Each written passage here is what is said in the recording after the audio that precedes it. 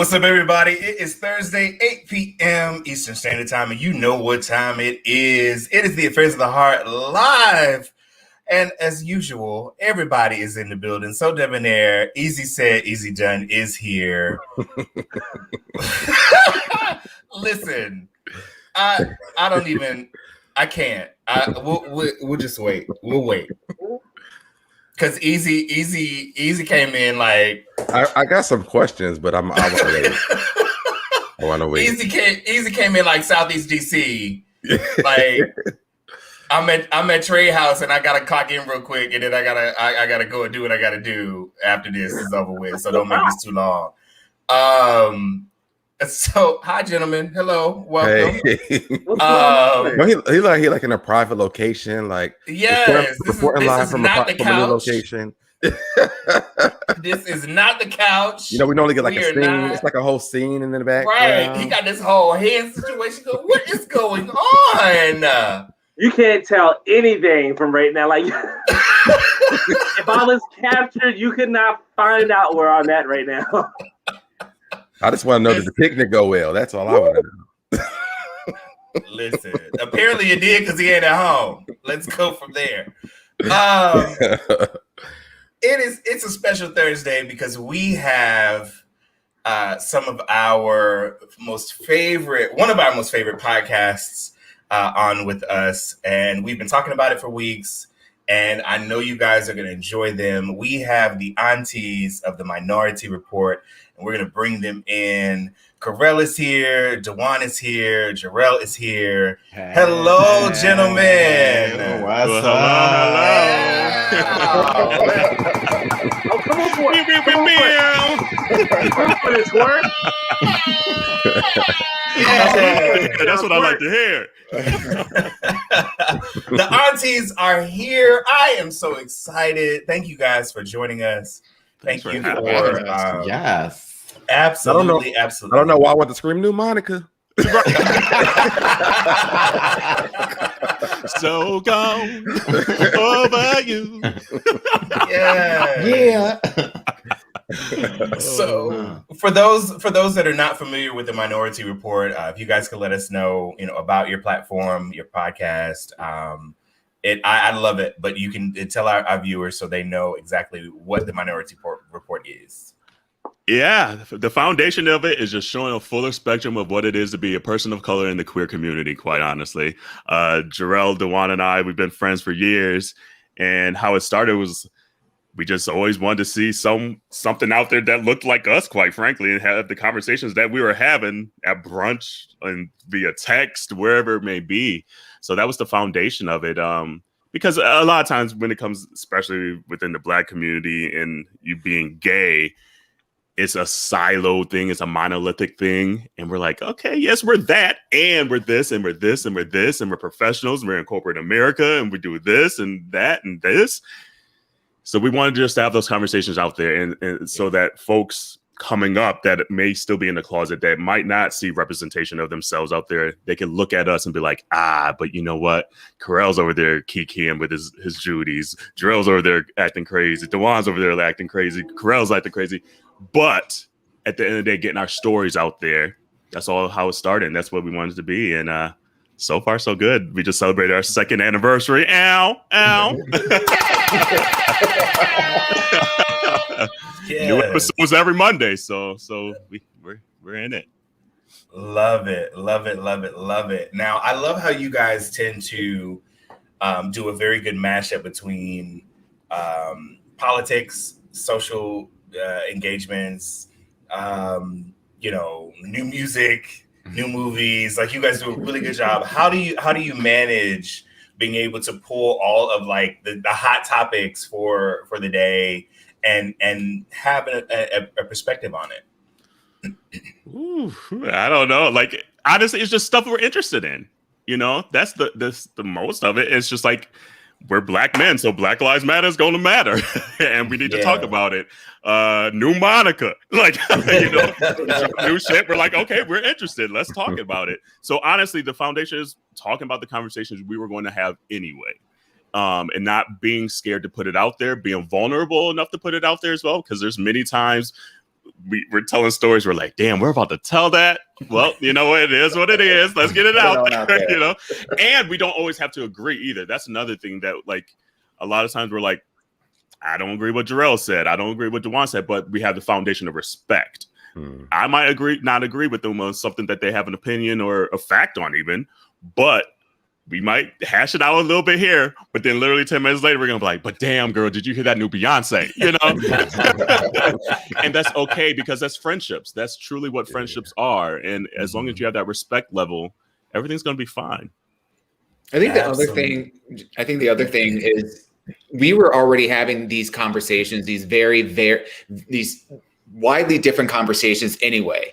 You know, we would talk about what's happening in news. We talk about stuff that's going on in a family. We talk about relationship. We talk about, politics. We were already having these conversations. But I think the challenge of it is that there wasn't really a platform that we really connected with that really shared those similar views or really expressed those kinds of topics that were of interest to us. And this was an opportunity for us to be able to do that and do it in a way that people just gets to see our real and authentic selves, our real and authentic relationships. They get to see us, to Pharrell's point, sometimes not always agreeing with one another and, having some knockdown, drag out, arguments, obviously in a respectful kind of way. We're not dragging each other in that sense, but at the same time, there's you do be clapping. I be clapping. I do. But she gets it right back. She gets it right back. I love it. I think the beautiful part is we get to show the full spectrum of, what, well, not the full, but a different part of the spectrum of, what Black gay friendships can look like and the kind of conversations that we can and should be having with one another. I mean, the reality is we don't even go through half of the stuff on the list that we try to plan every single time. We be like, we're going to go over A through J, and we barely get to 3 things. It'd be a long, we just get carried away, and then it'd be just really authentic. So true. Like, we'll start like the pre-production off before the episode, be like, okay, we want to talk about this, we want to do this, we want to do that. We get on it, and next thing you know, we're talking about like douching and underwear and that came from like 5 years ago, and you're just like, but that's where it needed to be for that evening. And and I feel like some of the earlier episodes we were like very diligent, like, okay, we definitely want to do this, we want to sound so smart and this and that. After a while, it's like, I might say the wrong word, I might not be able to pronounce a word. It is what it is. We definitely know that very well. On we can relate very well to that. I feel attacked. You seeing a little bit, boo. Then you're on the same page with the rest of us. Listen, we have come a mighty long way. But no, we're really glad to have you guys. Please check them out. Scrolling below is their YouTube channel. Great episodes, and great topics, great conversations, just like us. And can I say something real quick too? Yeah, sure, absolutely. When Dwayne wanted you guys to show, I never really got a chance to like really watch at all. But like ever since then, I've been on every week. Like, oh my god, like I tell Dwayne all the time. Like, I think we talk about y'all like every week on the podcast since then. Because I'm like, oh my god, like I love you guys' show. Like it just, the information you got, like especially with the one with the guy that was talking about the prep and things like that last week. Like that was really dope. I mean, a lot of things that you guys do is a lot different than the stuff that we do here. So it's great to see the different elements of the different shows that are on here. There's like a collective of gay Black men having conversations. And, just like when people are inboxing us about things that we're talking about in the podcast, I can just imagine what you guys get, because you guys are a lot more informational on your show. So I could imagine what your inboxes look like with questions about what you've talked about that week. I think that's really like what my goal was with this podcast. It's like, I want people to ask questions. I want people to be educated. I want people to learn from my mistakes. I want people to learn from the things that I've done, so that they don't have to make those same mistakes. And I think that, the platform that you guys have is really, really dope. And like, I'm a super fan. Every time on Mondays, I wake up in the morning on Mondays. I'm like, oh, is it posted yet? Oh yeah, let me go ahead and do it. Like literally, when I wake up in the morning time while I'm getting ready to do my work and stuff, I turn you guys on. Y'all show is really dope. I love it. Wow. Thank you so much, baby. That means I know, and I just love that he said. And I already love your voice, girl. So now you're complimenting me. I'm like, she already sliding out her seat. And I just like that he said that they actually learned some stuff. I'm like, sometimes we're like, did we give enough education? Did we not? Like, I think that the prep conversation was really important because a lot of times people don't understand that, and I think that guy that had that organization, that you guys can plug that and actually send us the link. We'll post it on in the YouTube, but that organization was very important, because there are a lot of people who are afraid to ask questions or even to seek out to get that treatment. They don't understand, what it is and things like that. So I think that the information that you guys gave out was very important. I think that's something that everybody doesn't have a preview or is privy to, so they can turn on you guys and get that information. I love that. I love that because the part of the impetus for the show, certainly was to show the spectrum, and I think it's really important for us to recognize that podcasting provides a voice for a lot of different viewpoints, and that the show that you have, the show that we have, the shows that are in the making right now, people that are thinking about creating shows and shows that have been out there for a minute, there's space for everybody, and that's the power of diversity. It's when you can appreciate that, okay, well, what you're doing is your ministry, and how you're going about doing it is the way that's authentic to you. And it reaches your audience in a certain kind of way, just like the things that we do is our ministry, and it reaches our audience in a different kind of way. And what's even more beautiful is when those worlds can collide and, we can uplift each other and, have a much broader conversation and, open up each other's eyes to, just different ways of thinking and different viewpoints. Yeah.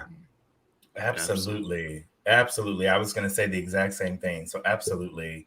So we are so grateful again that you guys have joined us. And as you know, when it comes to our show, if you've seen it, the kids like to talk about any and everything that I'm sure you all have covered on your podcast. So if you are ready, we're ready, boo. We're gonna get started. Okay. All right. Come on now, girl.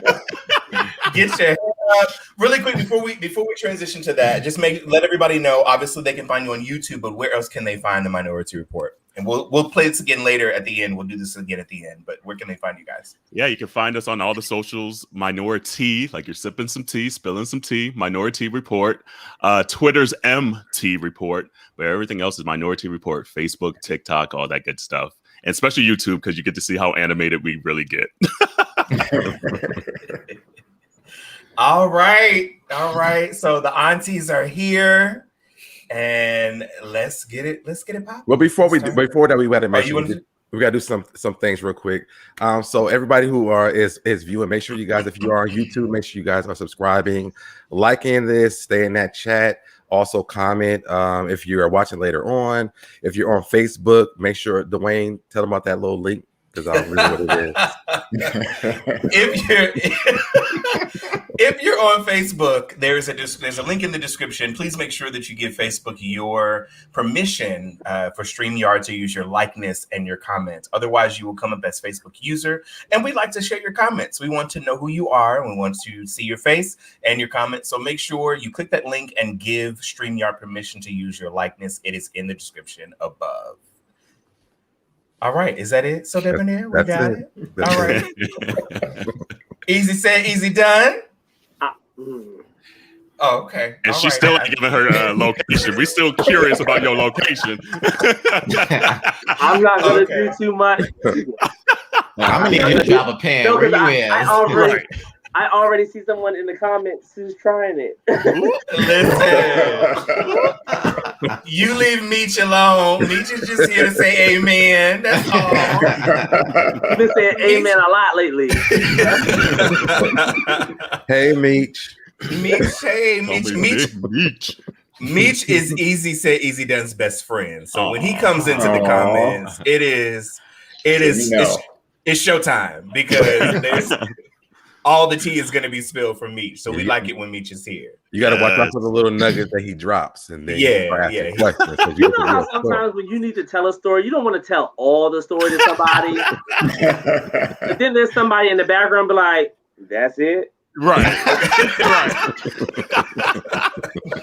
I wasn't trying to have all my shit out there in the street. Come on, Meech, spill it all, boo. Spill it all. You better give that government name. He better let me know who it is. I love it. All right. The first topic for the night, gentlemen. We have DM boyfriends, timeline boyfriends, side pieces, weekend men, late night regulars, smoke and pokes, and FWB, friends with benefits. Busy. So Debonair, you want to give some context to this question? There was another part to that. There was another part to that question. Hold on. I don't have it, friend. It's on. They live in their best life, right? Okay. I'm sorry. I do see it. That is not a number. Thank you. Do you guys ever think all of this keeps us from focusing on and finding what we really want? Is the question. So let me read it again. We have DM boyfriends. I was just about to ask you that. Can you reread that? I'll read it again. We have DM boyfriends, timeline boyfriends, side pieces, weekend men, late night regulars, smoke and pokes, and friends with benefits. Do you guys ever think that all of this is keeping us from focusing on and finding what we really want? I have an answer, but I don't want to chime in real quick unless somebody. No, you are. I was thinking the same thing. I firmly believe that you get what you want. So if you got DM boyfriends, you got timeline boyfriends. These are all titles, by the way. Bars. You know what I mean? Bars.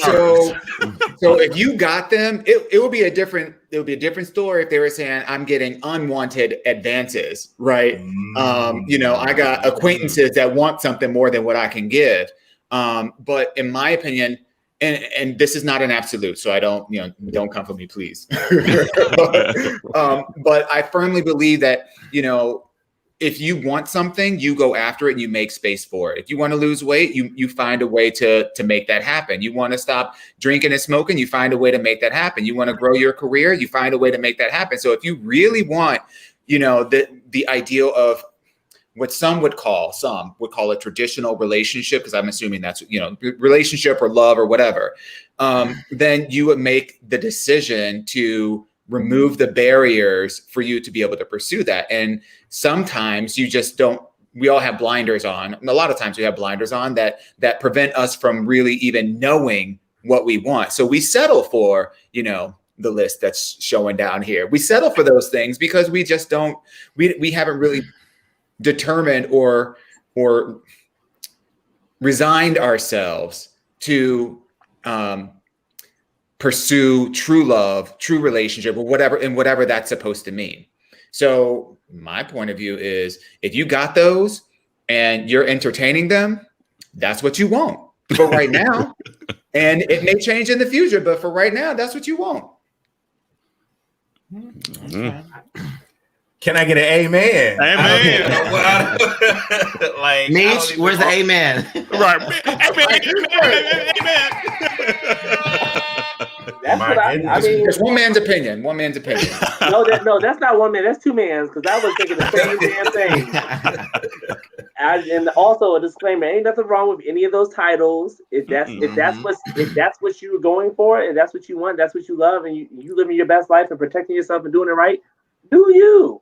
But if you really want that, like he said, that traditional relationship, you're not going to be entertaining those other folks. You have no control over what comes at you, but you have control over who you allow in. Ooh. Okay. Literally. anybody, and I always say that anybody and everybody can knock on your door, but who are you answering for? That's a all right. statement. So if you got those, the D and boyfriend slow poke. There was a lot going on in that list of people. Slow pokes. I love there was a lot going on in your list. I might want one of them. Right. You don't have to answer the door for every one of them. So like you said, you're gonna entertain what you want.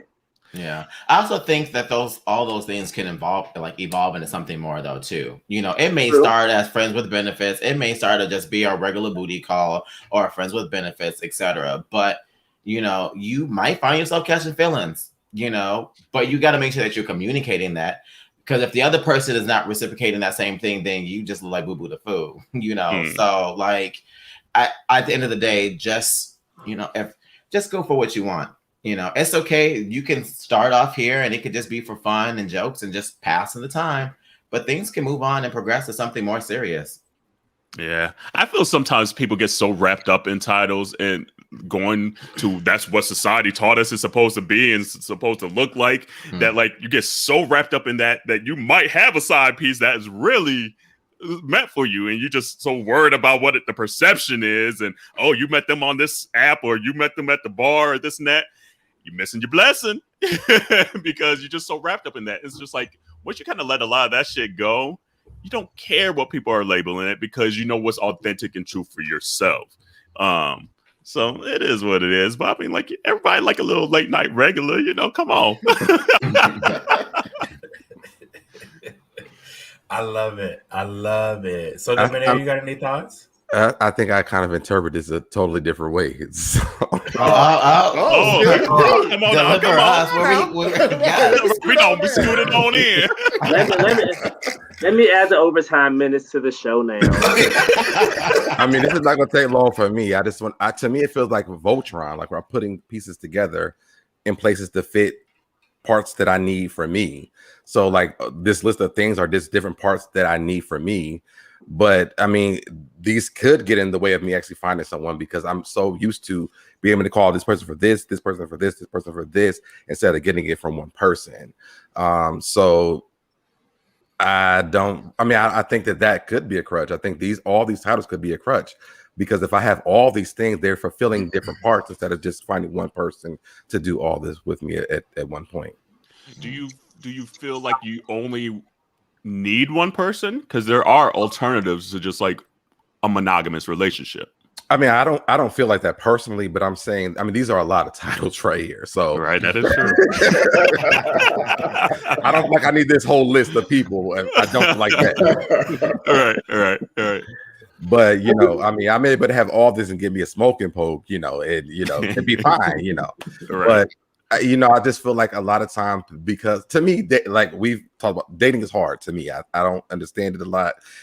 So I probably do get a lot different than these titles here for different things. But I'm learning different stuff now. So they call that growth, right? Yeah. I'm sorry. This is 2 weeks in a row we're getting growth.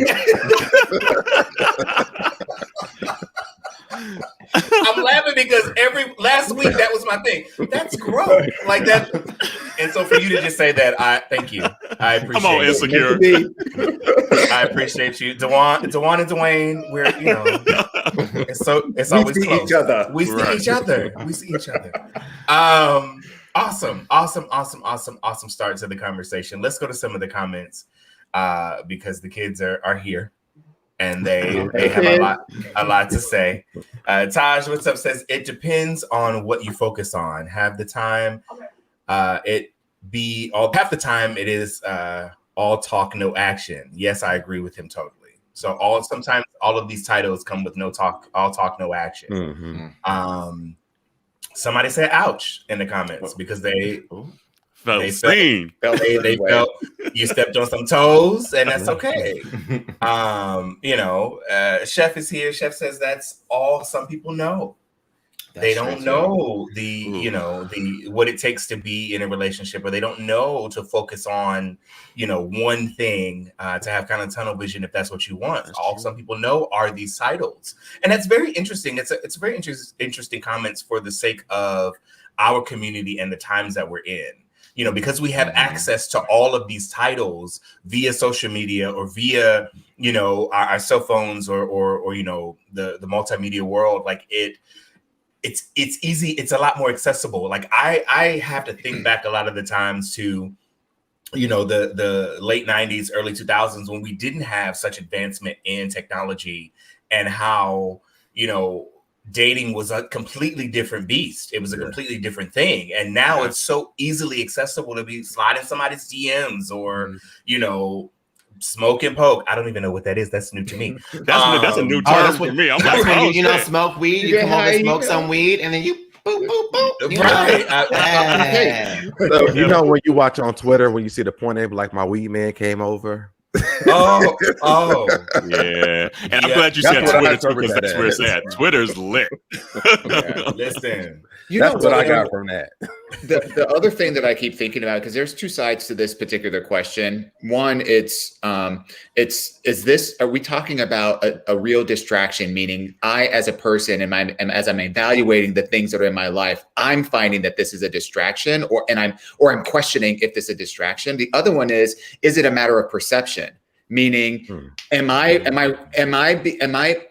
more concerned about the perception of how I'm moving through this world and with whom I'm engaging with, kind of like what Carell was saying, versus what's really fueling my own happiness, right? Because that means am I really focusing on what's out there, or am I focusing on what's in? And to some of these comments, you might not really know any quote unquote better, but what's better? You live your life, and you learn from your experiences, all of your decisions, all of your mistakes, all of your successes. You learn from those. Hopefully you learn something. You learn to either keep doing them and you're going to keep on repeating the mistakes, or you learn to walk a little bit differently. So, it's a matter of, is it something that you personally want, or is it a matter of you trying to live up to somebody else's expectation of what you should have? Right. Let me tell you, relationships are work. So be careful what you're chasing, because you may think all these different titles of men and different types of men that you see in is work. Honey. Trying to put all this into one person and find one person and have all these traits. That's a lot of work too. That's called a Gemini. Anyway. I think burn him. I think sometimes it can be just seeing others, especially within our community, maneuver and live their own lives. It can be a setback for yourself if you're looking and be like, oh wow, okay, they're in a loving relationship. It looks like it's going on. Oh, they just bought a house together. Oh, they're adopting children, and then you look at yourself, and you may be the one that's still like partying every single weekend, doing this, that, and the other. It's just like, well, am I doing something wrong if everyone else around me is doing this, that, and the other? Sometimes they'll eat at you sometimes, yeah. Yeah, so you really got to sit down, look yourself in the mirror, and figure out exactly what you want and what you need. Yeah, you got to do the work. A lot of people don't want to do the work. Like, it's like, okay, I acknowledge that I don't want to smoke and poke. I don't want a friend with benefit. But okay, then don't put yourself out there. Maybe you need to get off the ass. Maybe you don't need to go to certain places and things like that. If that's what you truly want, you got to do the work to get what you want. Absolutely. Yeah, and I think that a lot of us don't even know how to initiate the work. That's true. And we don't know where that begins or how that starts. And it takes a lot for us to get to that space, to really, really get to the defining moment to say, okay, this is what I don't want. This is what I do want. How do I, maneuver around that? And, you may resort back to the smoke and poke every now and then. But at the end of the day, if you decide that that's not what you want, then, you need to make a conscious effort to change your behavior.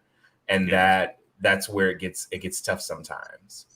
And that's where platforms like this really come in handy, for people, if you don't even feel comfortable talking to your friends, because a lot of people don't have these conversations with their friendship group. Because everybody's doing it. Right. Or you know, your friends are like, we're just a party group. You know, we're friends because we go to the same clubs, and I know that I can get a ride with you or whatever. You know, versus a friend that someone that you can actually have one of these kinds of conversations. And I think what your platform does, and I think ours does as well, is we start exploring these kind of topics so that people can get an unbiased, non-personal to you perspective, on this thing that, may hit a nerve or may enlighten some part of your thinking. Yeah, absolutely. Conversation starts here. Mm-hmm. Absolutely. And I think that's why we bring it to the table. That's why we have the spaces that we do have, or at least we try to create the space for the table, So let's go to some more of the comments really quick, and then we'll go to the next topic. Kay Phillips is here. Kay says, at what age do you get tired of those weeknights and weekend hookups? Right. Until I can't get it up no more. There is no age. I mean, I think it's different for everybody. It's different for everybody. Everybody doesn't want to do this all the time. So, I mean, but there's no specific age that you get tired of this. Like, you can't put an age on that. No, I mean, it depends on the body. Are you wore out? Can you bounce back still? I mean, but there are younger guys who don't want to do that. So that's it's still the same thing. I don't think there's an age limit on it. It's a case by case situation. I still think it's that perception. Like, I think we still get so wrapped up in this. I have to be here by this age. I have to have a white picket fence by this age. I better have my PhD at this age. It's life does not work that way at all. Lord knows, because I should have been married with 2 adopted Asian babies by now. I just knew. Not Asian babies. I knew I was gonna have me a little Asian baby. You and your rainbow coalition. What were you gonna name him? Jamal. Yes. It was already. He should be in the 3rd grade by now. Right. Straight A's. He got straight A's. And his name is Jamal. Right. Jamal. And his name is Jamal with cornrows, and his hair is straight. It is straight as a board. Don't sleep on him. His Instagram, he got an Instagram over 30,000 people following. I can't stand you. That's true. I love it. But I think, the one thing about our goals, it's okay to set goals, but be realistic about the fact that those goals may not be attainable, depending upon what's going on in your life. I think all of us on this panel can say that we've set goals and we've had to rearrange goals. We've had to reset goals. We've had to cancel some goals, for the sake of where we were in life and what we were trying to achieve. So even if you set the goals and you don't achieve them, does not necessarily mean that you are not doing something with your life. Right. Especially if you're setting goals based off of what someone else has. If you're chasing what someone else has, that may never, ever be something that's meant for you. That's theirs for a reason. So of those goals, make sure you got the right goals. That's good. Exactly. And some of them folks then cheated and stole to get to them goals. Say that again. Okay. Say that again.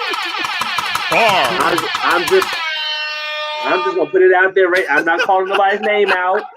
Don't be coming in my DMs after this show. I need a government name. Where's that amen? I'm just saying. Listen, cheated and stole to get to that place. That's a true ass statement. That is good stuff. True. I want to get to everybody's comment, but I also want to be respectable of time. So we're going to move to the next topic. Guys, I'm so sorry. Normally we'll go through all the comments. Yeah, there's some good ones out there. If you guys can read some of the comments in the Come on, Jamal. Yes, because they're going up for the Asian baby named Jamal. So yeah. Meech knows. Meech's gonna be the godmother. Meech is the godmother of Jamal. Got it. Oh, love it. All right, let's go to the next topic. And this one has some context to it that I can read here. It says, do you think it is wrong for people that were once uninterested in you to express interest in you after you have made your come up? So for example, For the context, it says, do you think it's wrong for people that were once interested in you due to a certain standard of theirs you didn't meet before to express interest in you after you've made your come up, i.e. weight loss, weight gain, fitness, car, home, etc. So what are your thoughts on the panel? What's your thoughts on people now changing their interest in you after they've seen you come up? Swerve. Keep it pushing, because that just shows that person is their fair weather. That means if you all of a sudden you don't have what finally got their interest into you, if you lose it, maybe you gain the weight back or you lose your job or whatever it was that met their standard, if you no longer have that, guess what, they're gonna be gone again. That's too inconsistent for me. I need a rock. I need someone stable that's going to be there from the foundation up. You just can't celebrate after I didn't put all the work and you going to show up at the club like, hey, we did it. No, we didn't do it. I did it. No, this is not a group project. So you get no credit. Oh, man. I struggle because I think I'm 90% with Jarrell, but then there's that 10% is it like you needed maturity? You needed to at least apply yourself. You needed, and if you actually saw a person better themselves, like the growth moment, that's maybe the 10% where I'm like, okay, you did what you needed to do to at least be a better human being for the world and yourself. So that's probably maybe the only other part that I'd be like, if like I saw something, if maybe I saw potential, but it's like, don't date nobody on potential, by the way. But if you saw potential and then years down the line, you saw that they actually applied themselves and put that work in, I don't know. Now maybe I might be interested because you actually did the due diligence, and that's attractive now. It's just like, wow, okay, you put the work in. That shows you might at least hopefully have some new habits to put work in for this relationship, for our life, for a mortgage, whatever it may be. So mostly I'm with Jarrell, but there's maybe that little gray area of I just needed to see some maturity out of you. I don't really know if I would be with that, because it would be like, well, why did you do it? Did you do it because for me or whatever? And then do I have to keep this up? I don't know if that would be something that I would want to like base my relationship off with someone. And let's say that maybe you turned me down and now I'm where you're at. I have a new job or I have a car I can get to you now, or even with the weight loss thing. Like, it's like, well, what happens if that changes back? Like, do we just stop talking after that? Like, there's no stability in that. So I would probably bypass that. I feel like I'm gonna like play devil's advocate here. I feel like there's two sides to this. Like, if we're being literal and answering the question, is it wrong for somebody who did that? It's not wrong for them, because people are going to move the way that people are going to move. Yeah. So in my opinion, is it wrong for that person that wasn't interested in you because you were fill in the blank, but now you are fill in the blank and now they are interested? No, it's not wrong for them. But I think the question that I would ask is it wrong for you? So, what do you value? Like, if you're looking for just a hookup and you found somebody that you were really into sexually, physically, whatever, and they weren't down with you because you weren't serving up what they were looking for, but now you are, and you still looking for that hookup, then who's to say that that's wrong for you or them? You know what I'm saying? But if you're looking for something different, and the person that you're looking for something different out of, is, not interested in you because of these other things, that's a whole different kind of thing, because now you have to ask yourself the question, am I willing to try to hook my wagon to this broken star, the star that's not going to serve me? Or, do I stand on my morals, my convictions, my whatever, to say, wow, if you weren't rocking with me back then I don't want to rock with you now. And that's a question that only you can answer. Well, I'm still lost on the broken wagon on the star. Wait, hold on. What's up? The wagon on the broken star. You're the wagon. Oh, okay. I was mentioning. I was like, wait, Oregon Trail? Like, oh, not Oregon Trail. Don't tell our age. Sonya has died, and now we have picked up another package. Baby. She's a little long in the tooth, so she's got some old metaphors that came from back in the day. I know Oregon Trail. That's something that's unhealthy, where you have to upkeep something, and then you already have started off at a place where you were not desirable to this person, and all of a sudden you became desirable to this person. But it seems like you're a person who changes. So then what happens with the next change? Yeah, you know, do we let this go again? So I feel like this doesn't seem like stability to me. It's like if you're so stuck on those type of things, dating wise, I just would never probably want to do it because I don't want to do the up and downs at 37. You know, I can't do it. I don't want to. So no. For me, I think, you know, I'm sorry, go ahead, Easy. No, you go ahead. You know, I this is very personal to me because this has happened several times. When I was not in a position to be financially stable, if I was not in a position to be you know, socially stable, whatever the case was, someone flat out told me, well, I want to be in a power couple and you don't have anything to offer me. And then when it came down to years later where I've got all of, you know, the kids love me and I got all this stuff going on, you know, it's kind of like, oh, well, you know, you're now, I made a mistake. I was wrong. Well, if you didn't, I'm still the same person, regardless of whether I've come up or whatever I've done, I'm still the same core valued person that you passed on before. So if you didn't want me then you don't deserve me now. Just because you've seen, you don't, you know, right. You don't deserve me now for the sake of, you know, what you see is different because I told you back then that this was not going to be the be all end all for me. This is not the place of the position that I intended on being at for the rest of my life. I had aspirations and goals that I wanted to achieve. I've achieved them. Now you see it, like it came to pass in front of your eyes. And now I'm not good enough. Now I'm good enough for you, but I wasn't good enough for you back then. And that to me is on me. Yeah, that's a red flag. That's a red flag to me because then what's going to happen later on down the line when things change, you know, the shoe may be on the other foot. And then what happens? You know, and I guess that's the percent when someone puts value on your worth, you know, like that's them being like, oh, you have to be this sort of way for me. And it's like, you know what? Guess what? I'm not for you at the end of the day, you know? Yeah. But, I don't know. Ain't nothing like chasing somebody you like, oh, I mean, I've done this before where like, I had to get my shit together. And then they finally came around, and I had it. I was like, "Oh, that was not worth it." I regret all that time trying to chase this man, changing the upkeep of this home, and then been on this treadmill all these hours. Okay, baby, I could have had a VA. Had a VA, honey. Easy. Did you want to throw in your comment? I definitely agree with Jarrell on what he said when he first commented. Like, no, I don't want to deal with it, but at the same time, I also jumped over here to Pharrell, and I'm just like thinking, if you give people an opportunity to maybe give their stance about what was going on in their life then and what's going on differently now, maybe if we just communicate about what's really going on, what's happening, what made you notice me now versus then.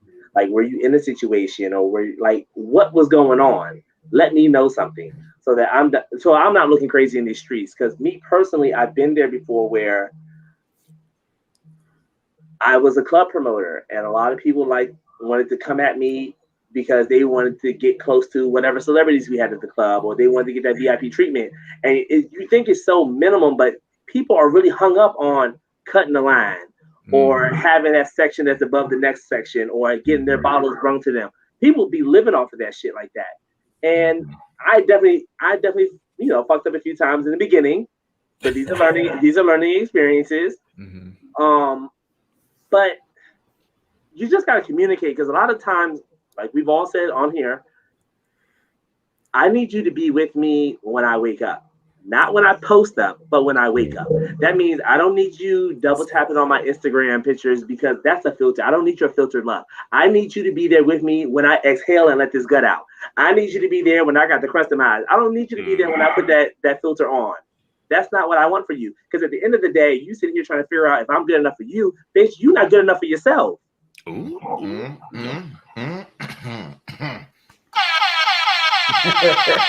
I was waiting on it. You're not good enough for yourself. Yeah. You chasing around and trying to jump on everyone else's, but what are you really bringing to the table? Because half the time, these people that are sitting there talking about, I need this, that, and the other, y'all are sitting up there eating on paper plates and plastic forks. And I'm not saying there's nothing wrong with it, but your table a little lopsided. You better speak. You better speak from Deuteronomy chapter 1, verse 1. I'm just like Deuteronomy. Deuteronomy. That's gonna be my drag name. Like, yes. And you know what? I will say this. I was trying to get with this guy, and I really was doing everything possible just to make myself noticed with him. Like, we were really good. We were really close and everything. But I realized he just really wasn't seeing me in that light. And I tried to put myself in that light. Like, I saw the people that he was attracted to, and I tried to put myself with those people. I tried to, like, mimic what they did. I'm like, I'm doing so much more. And the person who got me on the right track about that shit was his mother. Ooh. That's a whole other layer. His mother had a conversation with me outside the club. I'll never forget that. She was Wait, like, Mama was at the club? Hold on. Mama came to support. Okay. And she said that she had heard about me. And she said, I seen you with him just in this one night. I see what you're doing to him. And I see what you are to him. But baby, my baby ain't worth it. Oh, damn. She said, she was like, my baby ain't worth it. She was like, what you're doing right now, just what I've seen from you in this night and how you've taken care of him, he don't deserve it from you. And she's like, and she told me, she's like, you need to know your worth and add the tax. Oh, come on, Mama. And know your worth and add the tax. How long after that did you make a decision to move on then? I want to say it had to be that same month. I started like with her words really resonated with me because it's just like, that's your mother. And I know and she's a ride or die for him. Like, she loves him, like she's always gonna support, but she knows, she's like, baby, no. Damn. And I felt like if that is like, if your mother can tell me that, it's time for me to go. It's time for me to step aside. I let it go. And honestly, I'm glad I am. I'm glad I did. And because I was and once I step back, and once you step back, you're able to see it in a whole different perspective. And I'm just like, bitch, what the fuck is you doing? I was trying to get with this, Lord Jesus. That's real. That hindsight is 2020. Girl, it sure is. It's Barbara Walters all the way. Barbara Walters. Yes. Right. I would never forget that moment. Her stance and how she said it, I remember everything. She was smoking a cigarette when she said it too. So she really meant that shit. Not the Newports. Not the Newports. Maybe no. Like yes. Wow. I'm gonna go to two. There's two questions in the comments that I want to pull up. Oh, they one question. Yes, they are. K Philly said, question: in your new place, have you changed and become that person that denied you? Thank you. The tongue was in the way. Got to move it out the way. That person that denied you. Yeah, I'm petty. I would do that.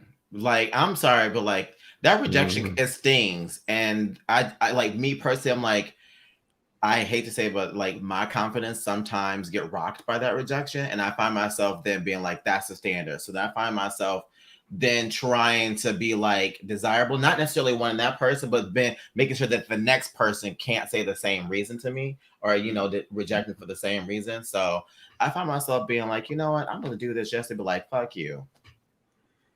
See, I don't know if I've ever been that way, but like I let my success, like I've always let my success kind of speak, like, and I'm not trying to be successful because of said person. I'm just be like, you know what, you missed out on a great ass thing, and guess what, you gonna want to come back, and I'm gonna be like, well, how you doing? But you can sit back there, back in the line like the rest of them, So I've never, and. Yeah, I don't think I've ever been one where, like, say they called me fat or something. Now I'm going to get this summer body, yaddy.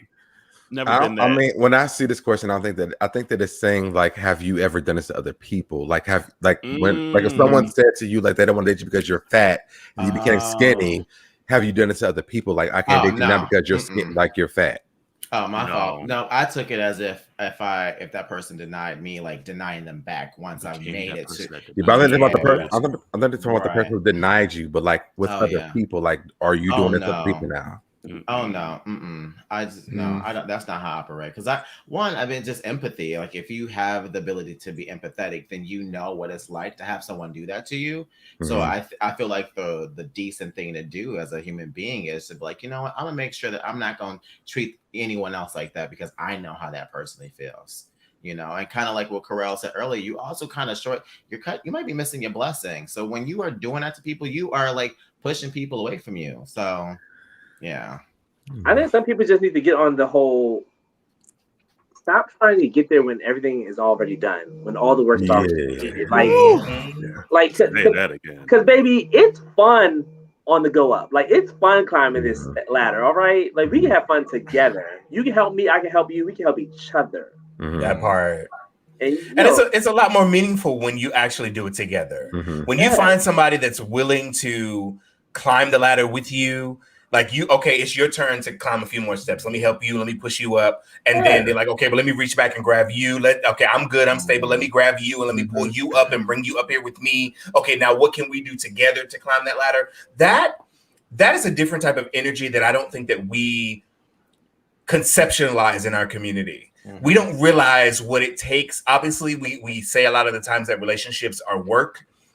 But when you're in the thick of it with someone else to say, okay, you know what? I believe in your aspirations and your dreams. What do we need to do to help you and push you and promote you and celebrate you and, get you to that next level?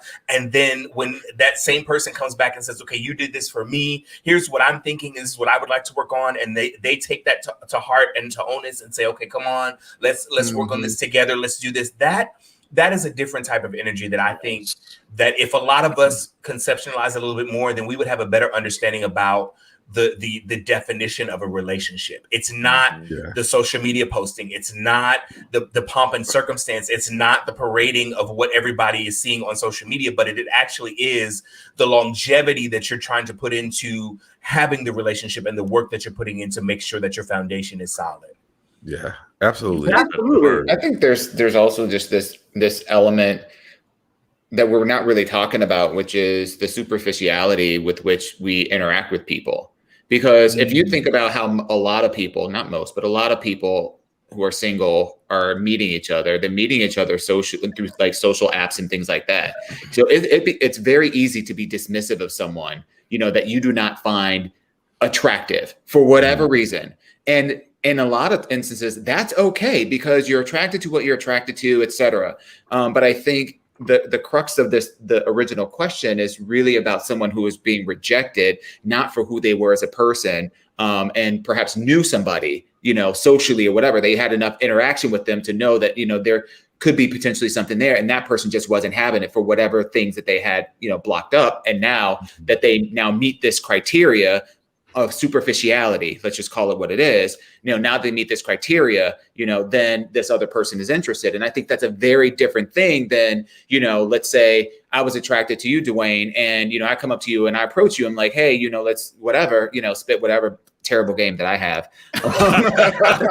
And you're just like, no, not doing it for me. And that's rejection, but that has more to do with, attractive, like being the possibility for attraction and connection and that thing versus, that super fit, like you just saying, oh, well, you don't make enough money for me. Like that is a very different thing, true. And then I come back to you and now, I've got a 6-figure salary and, 2 homes and vacation and blah, blah, blah, blah, blah. And now the script has been flipped because now you're googly eyed.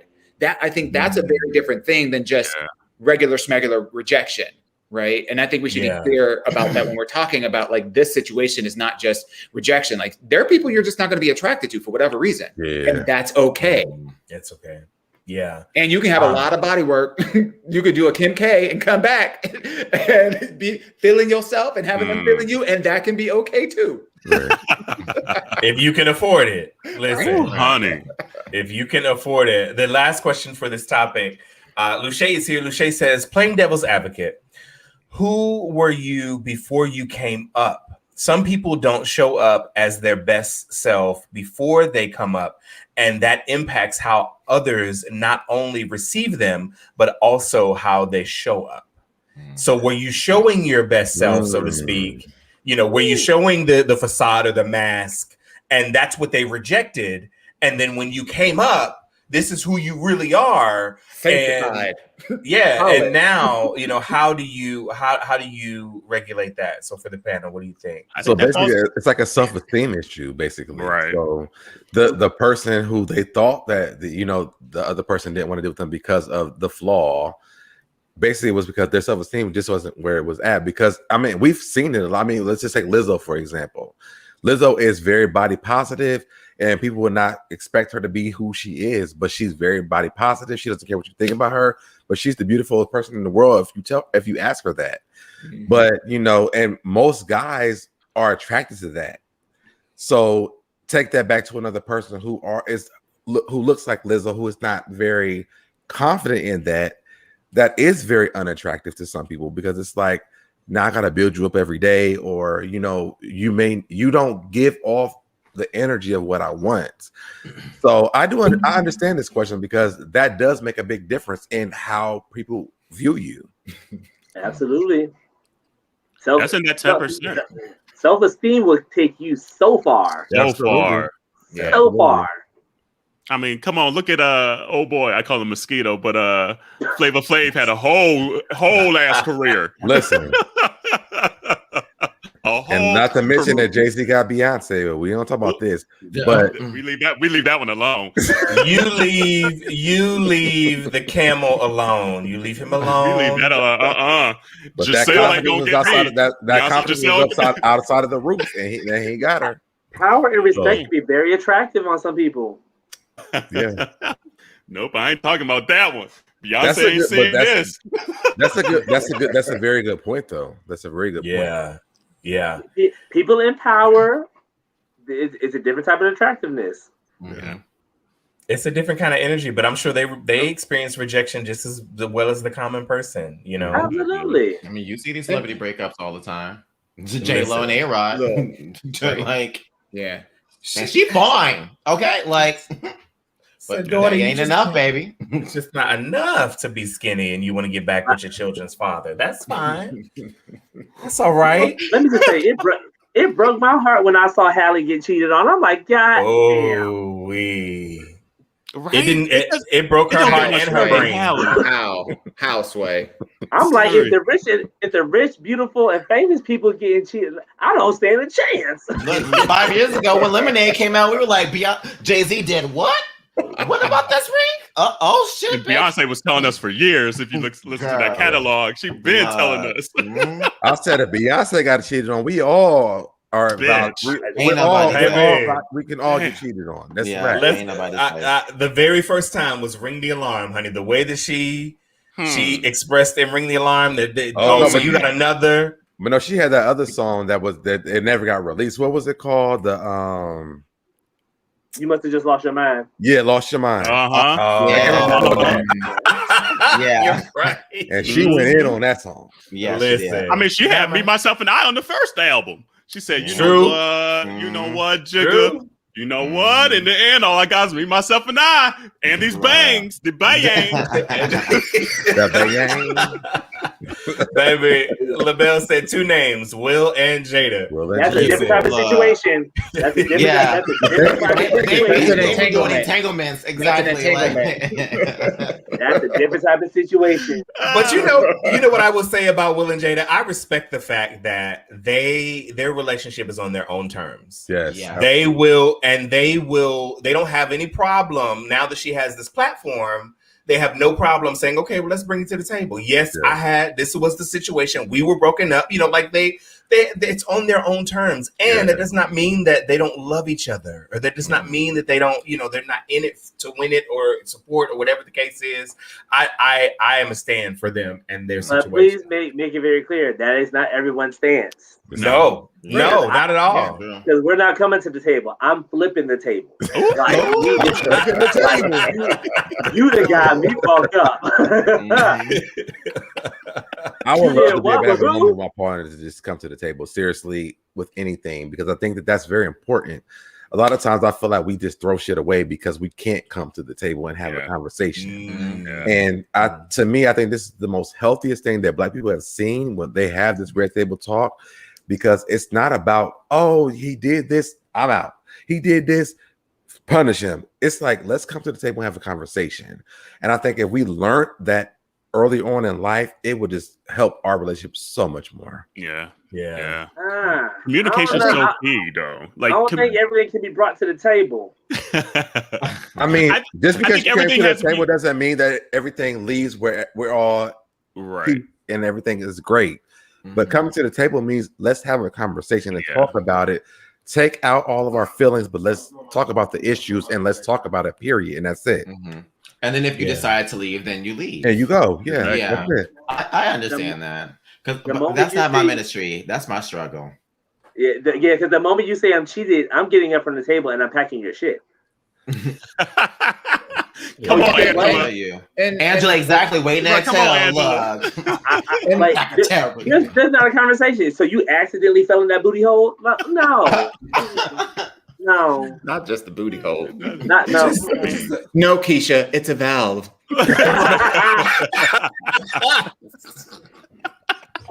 Yes. I love it. I think a lot of people, though, I think you nailed it, though. A lot of people are scared to have the conversation. It's a scary thing to be vulnerable. Like, and whether you're in a relationship, out of a relationship, whatever, that vulnerability piece and whatever that baggage, that Erykah Badu baggage you have from whatever you learned from what you've seen, Erykah, that shit is great. That, so it's just like, yeah, come on, Veer. Yes. But I think that's where it stems from. Like, and I like seeing that vulnerability for like the red table talk and things like that. That shit that they, especially at a famous, like they making money. Yeah. Like they don't have to do that. maybe there's coins and shit for them, but there's coins for it. But they don't gotta get out there and tell all they see. They don't have to do that shit. I do like the value of the platform that they have and the choice that they made to air out their dirty laundry and talk about the kind of relationship that they have created.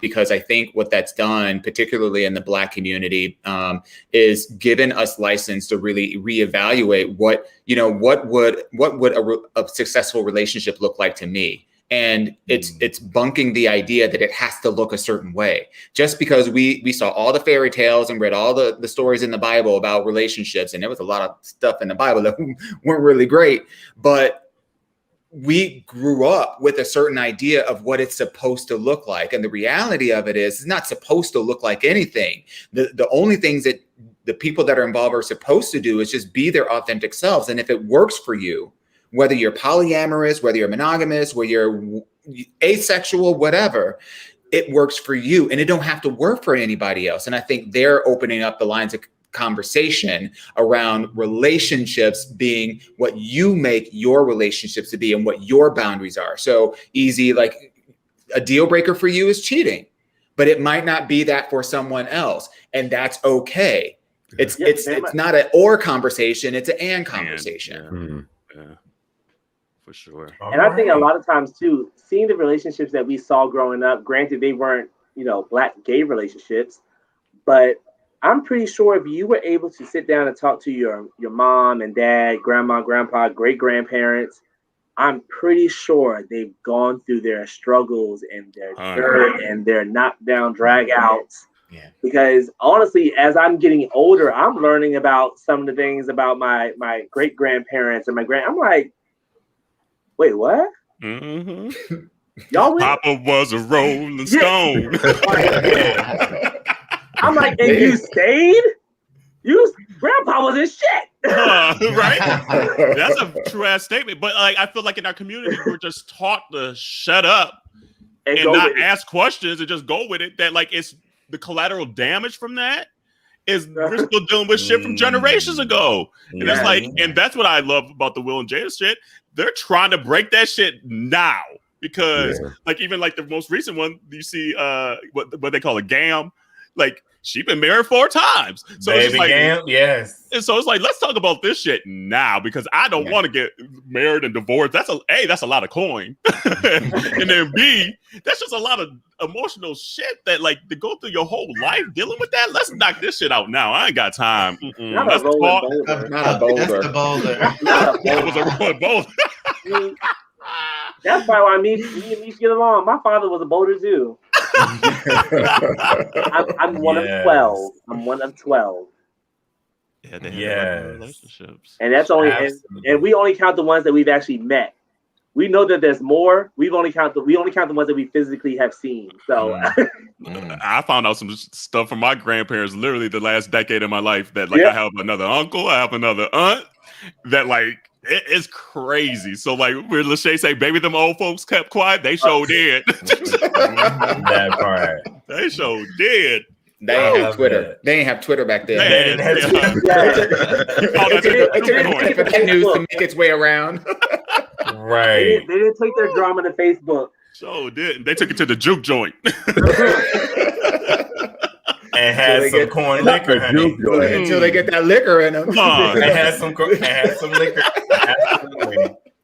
But you go in your room and close the door, but they have grown folks was at people's houses at some point too. So listen, we started an Aretha Franklin story. Okay. I'm not going to talk about it. I was gagging the whole entire time. Wow. Let's go to our letter for the night, gentlemen. This has been a great conversation. Let's go to our Dear Heartbeats, our letters from our fans. All right, so hold on. I'm sorry to interrupt. Did this just say my maternal grandfather had 38 kids? Sure, I'm sorry. Was that a comment that I missed? Yeah. Where is it? That's Lachey. Damn. My brother has a 19. Yes. Okay. Letter time. Maybe 30. 38. I got question. I'm telling you right now, I could not be a female because I would have turned up at the funeral. I would have turned up at the funeral. Because I promise you that some of them mothers showed up at that funeral not knowing some of these other people in this front row.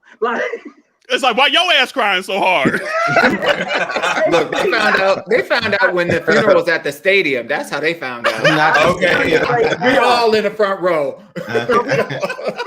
Some of them baby mothers showed up not knowing about some of the others. That's true. Messy. And the one woman that has been his wife the entire time, honey, is sitting there just as dignified as she want to be. Yeah, but she probably knew.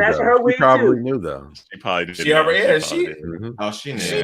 She knew, but she also knew that she was getting the life insurance check. Yeah, so that's you gonna pay for child support. That part, one way or another. That part.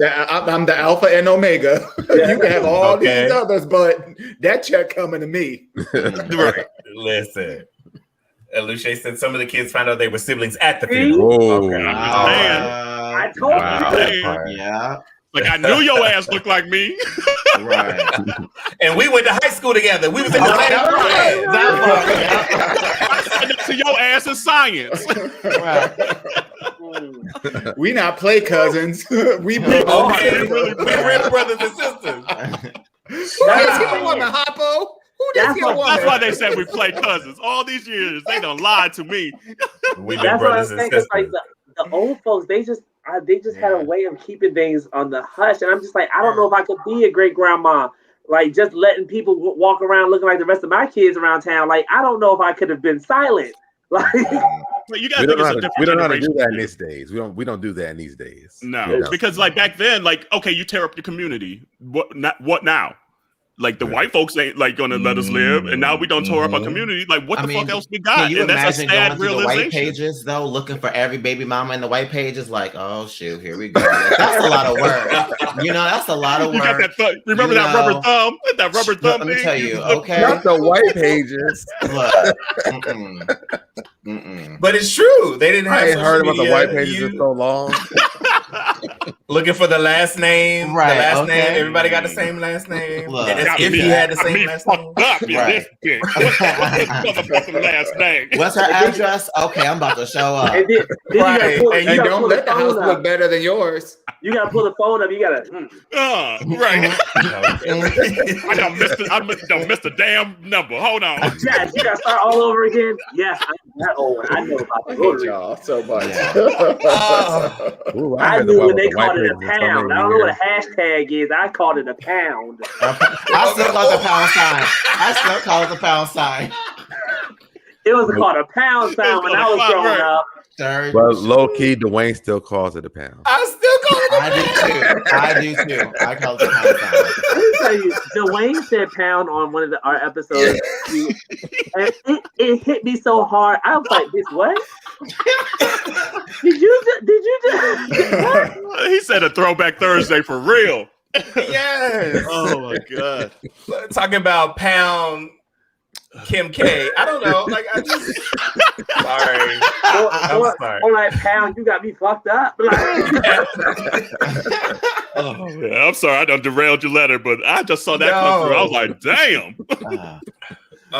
It just I show my age when I say pound and not He was like, "What pound?"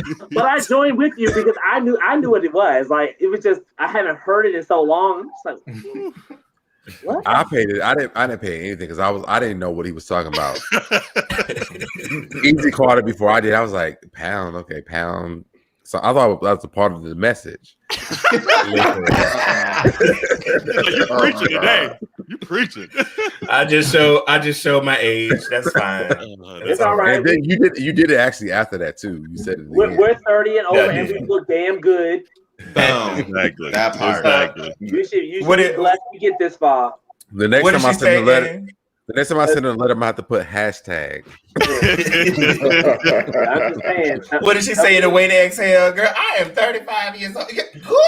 What? Yeah. It's weird to be above that age now. Fly diva. Yes, she is. All right, let's get to this letter. So it's an anonymous letter. It says, "Dear Affairs of the Heart, me and my boyfriend, now fiance, have been together for almost 6 years, and we have gone through a lot of struggles.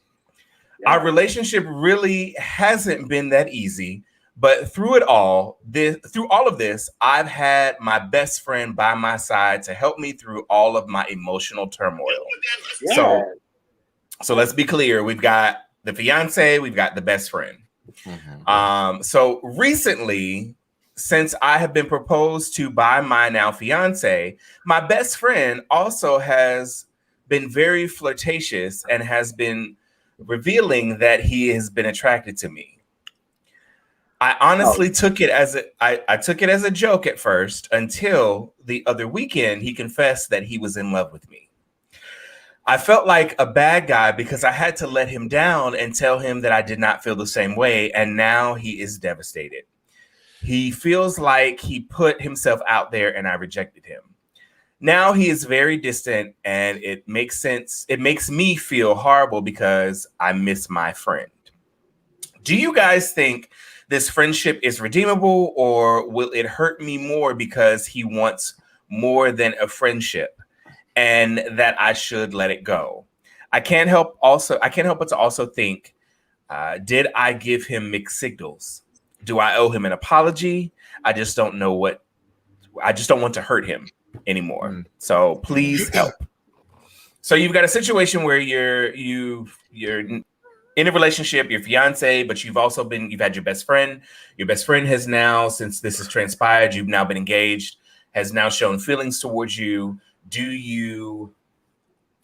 do you do? You've let him down and now his feelings are hurt and he's rejected. What happens next? What did Elsa say? Let it go. Let it go. Not you can't. That hoe don't bother me anyway. You cannot take everybody with you. Yeah. And I'm sorry if you don't feel the same way about your best friend that he feels about you. You're gonna have to let that go because that's gonna mess up your relationship with your fiance. And we can't have that. We done worked too hard to get this man. Y'all have been through ups and downs. It's been 6+ years. You've been fighting and struggling, and y'all been right there. No, you got I think this just takes me back to what I've been saying on the show all the time. There are people who befriend you, waiting in the wings, hoping that one day you're going to be their boyfriend. And now the fact that this man has found out they're going to date, they're going to get married. Now I want to express my feelings because me waiting in the wings ain't working no more. Mm-hmm. And hopefully this changes something. Maybe this gives you an epiphany that, we're in love or whatever. And this is why I don't do this, because This is scary. Like, it's like people will be around you all the time, especially they express they like you and then you friend zone them and they still stick around. This happens all the time. And this sounds like the situation to me. I think this happens a lot with us because we in friendships with people who like us all the time. And because they don't feel like they are able to date you, or they may have approached you with this, you say, well, this is not what I'm trying to do at this time. And you start dating someone else, like they still wait in the wings. I've been through a situation where this has actually happened, where the guy actually ended up dating my ex. So to me, this is why I don't like the whole friend hanging around thing. Wait, you don't like having friends? Is that what No, I don't like the whole like the excessive friendship. I don't like that. Now, granted, I do have a friend that is the same way, but what you saying? but hear what I'm saying. Hear what I'm saying though. I never learned that until like last year sometime about my friend, that he felt that way about me, because honestly, when we first started hanging out, we did have a conversation. We agreed to be friends. And after that, it was a wrap for me. It was like, we're friends, period. So my feelings towards that kind of situation was never a thing for me. Did you guys have sex before? We've never had sex. Okay. Have you seen his penis? Yeah, we've seen this naked all the time, but it's absolutely not. But I've never seen it like hard or anything like that. Like, it's just been like because hard makes a difference. If it was hard, I've seen a lot of my friends naked though, so that's not it's not something I would be like, oh yeah, whatever. Like, we've all been to the nude beaches together and stuff, so I've seen all of my friends. No, we don't do that. We don't do that. That's fair. I mean, I think it sounds like this person sounds nice. The person that wrote this, because in my mind, this is their problem. This is your friend's issue. Yes, because they know what was up from jump, and then they decided to shoot their shot after the game ended. That was where were you last season? You shot the shot after the game. You better okay. Damn, like for real. Like you obviously know you too late. So why are you shooting your shot? Like that's not what's up. And the fact that you were helping me be in my current situation too, like I'm here because of you. And like, don't you come over here bringing this mess. You need to go figure that out, And as far as like, the whole relationship thing, like just make sure that you are clear with your fiance that you ain't entertaining that foolishness, Now, I think it's awesome that you care enough about your friend, because that shows that you value what they have done for you, to help you be where you are with your relationship, But that don't mean you owe this person to stay in something that's going to be disruptive to what you're trying to do with your life. Absolutely. You don't have to sacrifice it just because they helped you. Breaking up with friends is almost just as hard as breaking up with a lover. And I don't think that we do enough breaking up of our friendships. And I have sympathy for Anonymous, because when you have something that you cherish, like a friendship, of a certain period of time, that's giving you a lot of joy and a lot of fulfillment, platonic fulfillment, at least on your end, those kinds of intimate friendship relationships are very hard to come by, where you feel like, it's somebody that you want to have around you all the time, and they got your back and you got theirs.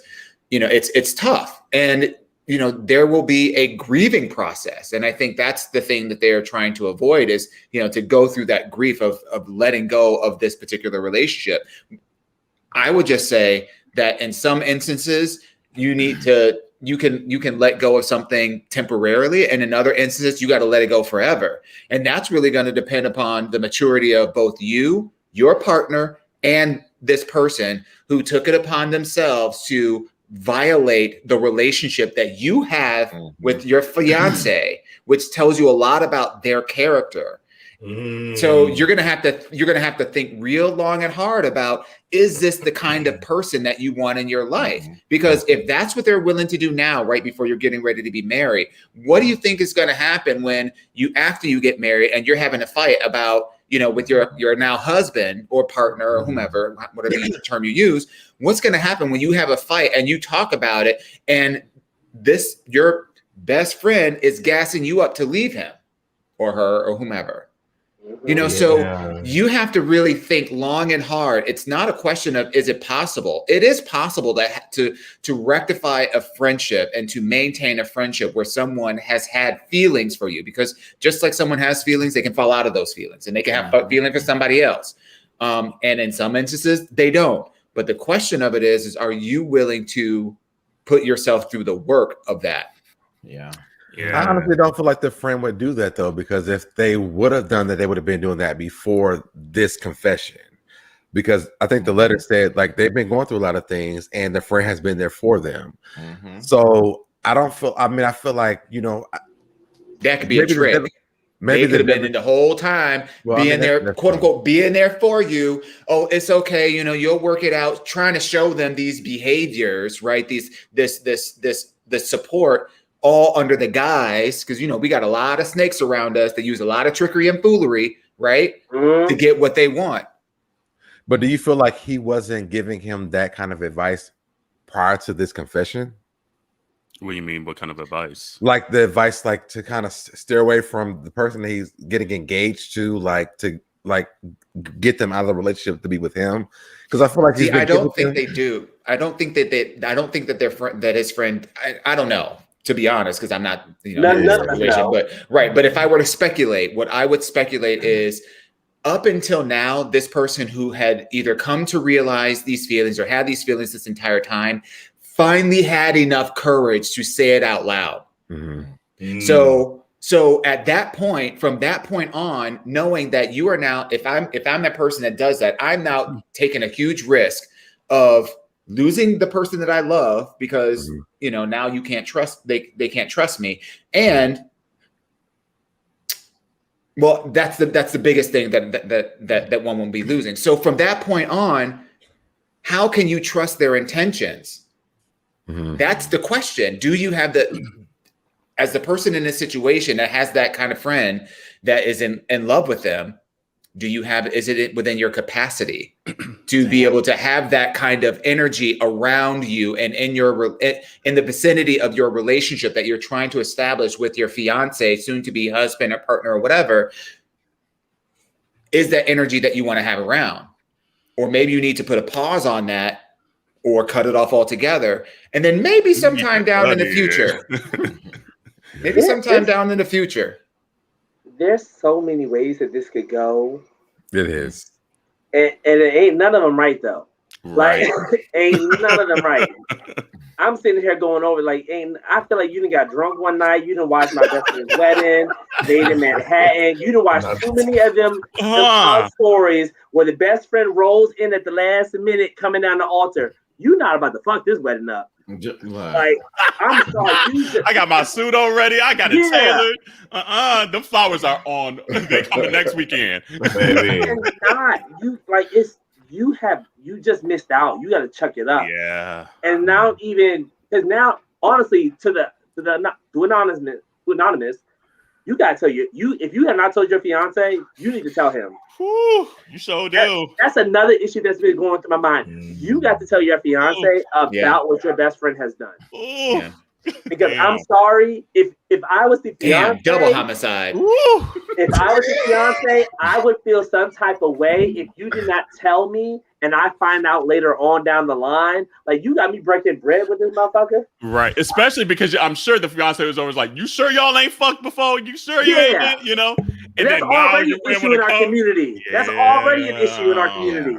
Damn. So, like, if you have not told your fiance, you need to have a sit down at your red table and talk to him about what your best friend has done, because he has literally changed the dynamic of your relationship.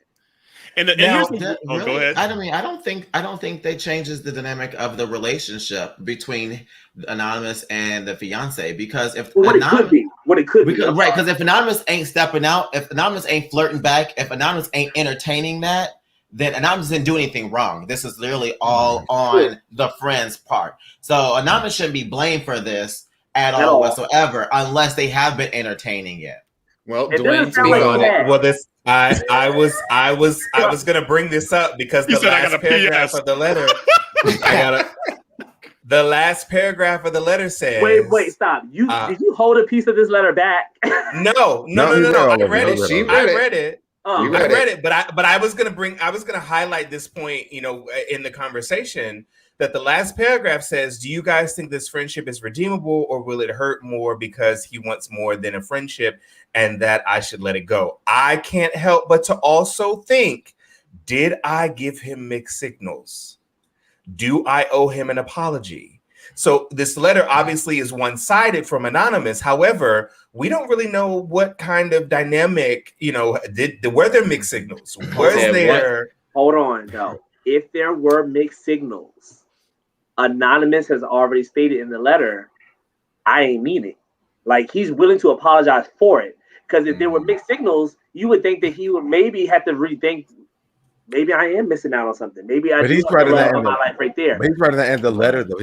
This is not something that he has actually said to this guy. So, like, these are questions that he's asking himself because he wants to have this conversation and execute it in the right way. So, yes, I think that in this letter, those are good questions because sometimes we don't know if we are leading people in the wrong way. But if we're not leading with that, though, it's literally a my bad type of situation. Yeah. Right. But some people can misinterpret, feelings though. Like, that's the other thing. And that's why I could understand why Anonymous is like, did I mislead him? But the truth is, you may not have done anything wrong, but they misinterpret the signals themselves. Right. And that is nothing you can do outside of just literally not entertaining the person in general. That's the only power you have in that situation. That goes back to Dewan's comment about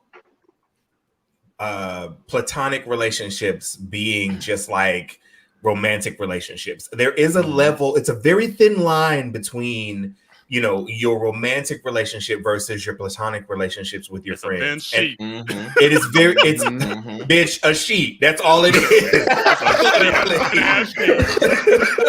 But what's that religion where they have sex through the sheets? What's that religion? Yes. I don't know that one. Not it's the Mormons or the it might be the Hasidic Jews.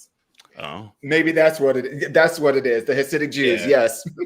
Yeah, but it's a thing because I have been in a position where, and I've talked about this on our platform before, where I was in a friendship with someone and it was not romantic. We'd never been intimate in that manner, but I loved him to a degree that he was like a little brother to me. But I cared about his well-being. I mean, I had all of the feelings that you would potentially have in a relationship, but it was platonic. It was monogamous. It was, whatever, however you want to put it. And we're no longer friends. And the separation of that situation, debilitated me only because, I cared about you to the degree that you were a very close friend of mine. And I wanted to see you, excel. I wanted to see you. And his perception, once he got into a relationship, his perception was I was hating because I had other feelings. And it wasn't, I never led on to that. I never said X, Y, and Z. I needed to reevaluate, the situation. I needed to give you space because now you're in a relationship. Now you guys are moving in together. Now you're, doing, etc. And that, changed the dynamic of our relationship, but it didn't mean it had to end, but you chose for it to end. So then now I have to then backpedal and like heal this separation of the relationship because it becomes, it becomes debilitating. You have to then mourn it. I think Dewan said you have to mourn that release or that removal of that friend. Yeah. I think that this conversation could be very more complicated than what we're talking about. And Dwayne, you probably know why I'm saying this. I really don't even know how to word anything I'm trying to say, which is why I don't know how to even say what I'm trying to say. Did you write this letter? Did you write this letter? No, I didn't write. This is not my situation at all. This is never been my situation.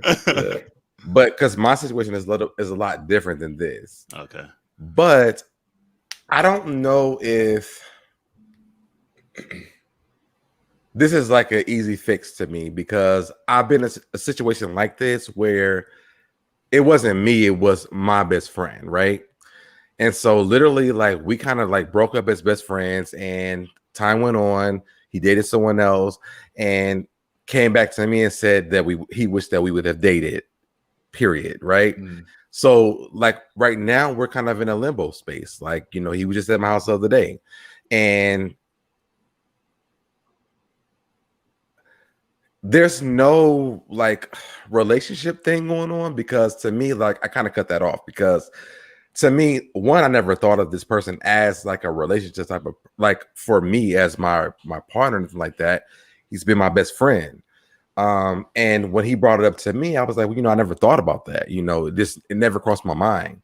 So actually saying it to me was like, well, is this, you know, is this that or whatever? But you also are in a relationship, so this is not something I even need to be trying to process. So I guess for me, listening to this conversation or hearing this conversation and processing this as me going through this, you know, kind of flipping that situation around, I don't know if this is like wrong, because maybe the guy is saying this because he's in a relationship. A lot of people do that. It's like, I don't want to look at you like that because I'm in a relationship and I want to be faithful to my relationship, not because they're not interested in their best friend, but I want to stay to my relationship because I've committed to this. And so I don't think that he may not have been interested in him. I think that because he's committed to the relationship, that's what he's doing. I never thought about that. But that's a possibility. And here's the thing: like I almost feel bad for the friend in a ways, because we always tell people, shoot your shot. Yeah. Like we're in this culture, shoot your shot. Yeah. And he shot his shot. It just wasn't appropriate, and like it just wasn't like the boundaries. Time. Exactly, you nailed it early on. That's a bar. I'm remembering that when I'm still in that, Jarrell. But it's just like it's sad, and it's just like you should have done it from the get go. These feelings just didn't magically appear when he said, "I'm getting engaged to my fiance." So it's like you should have said that from jump. Like if your friendship from jump was based on your attraction to him, that's a lot. Like a couple weeks ago, we had a similar kind of question, and Jarrell was like, "That's a lie. Our friendship was based off of a lie." But I think there's different situations of why that wasn't a conversation too. Because I'm gonna tell you this. So let me give you the story. So me and my best friend, originally we were breaking up at the same time, right? We both had been through long-term relationships. We actually we were like codependent with each other.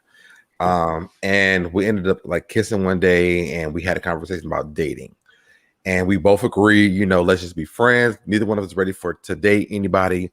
So from that day, for me, I'm a person where I can put you in a place that this is where it's at. So I'm cool with that. So for years, that's what it was. We were best friends. I never thought of him as anything else. And so later on, this was probably like this was 6 years ago when we did that. So then I think it was last year. Was it last? Yeah, it was last year. It was like in November. Yeah. So in November, this question came up, and I was confused. I was like, I don't know what to say. I don't know how to process this. You know, we've had this conversation, and I kind of put these feelings to the side. So, you know, I don't really want to revisit this because it brings me to a place where, one, you're in a relationship. Two, we haven't really been talking like that because you have been in this relationship and I wanted to give you your space.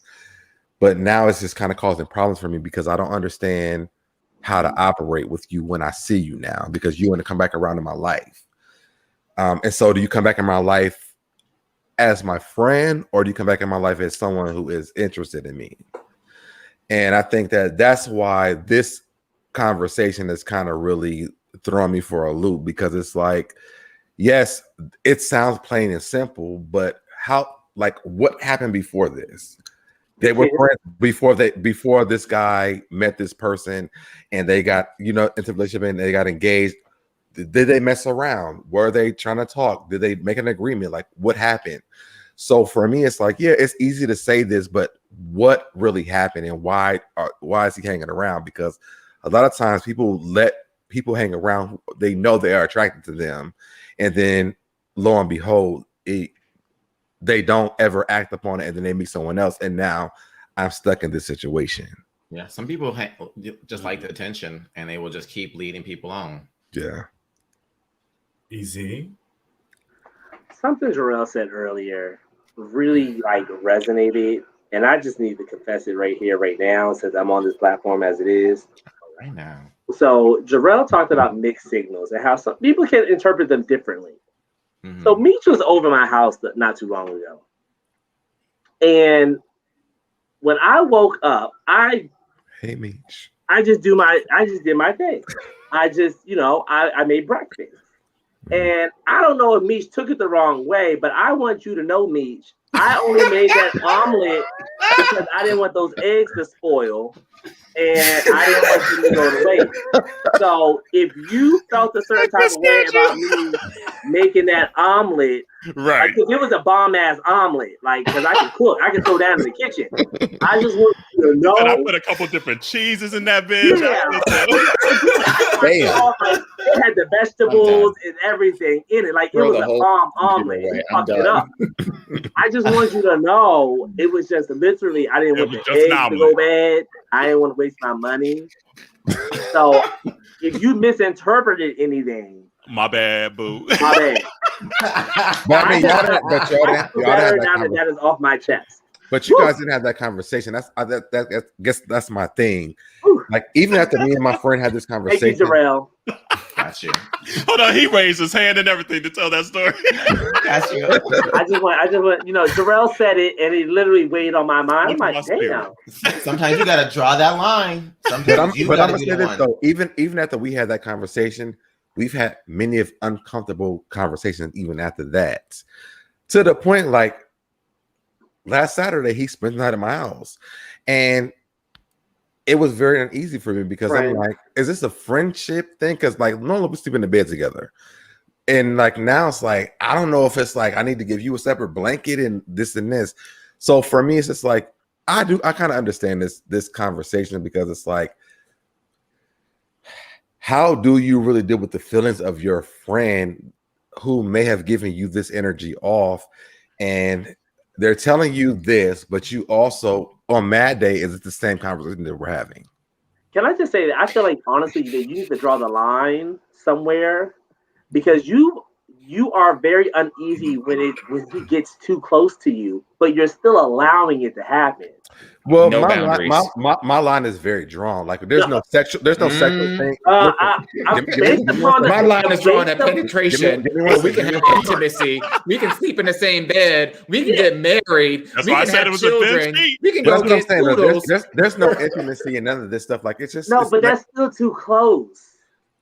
I mean, but this is stuff that we're. Let me just say this: you said you said that you were uneasy with it.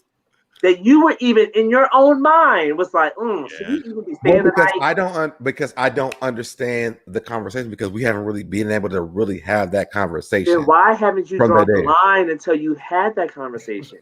Because right now, honestly, you're giving him mixed signals. I'm not giving him shit. First of all, that ain't me giving nothing.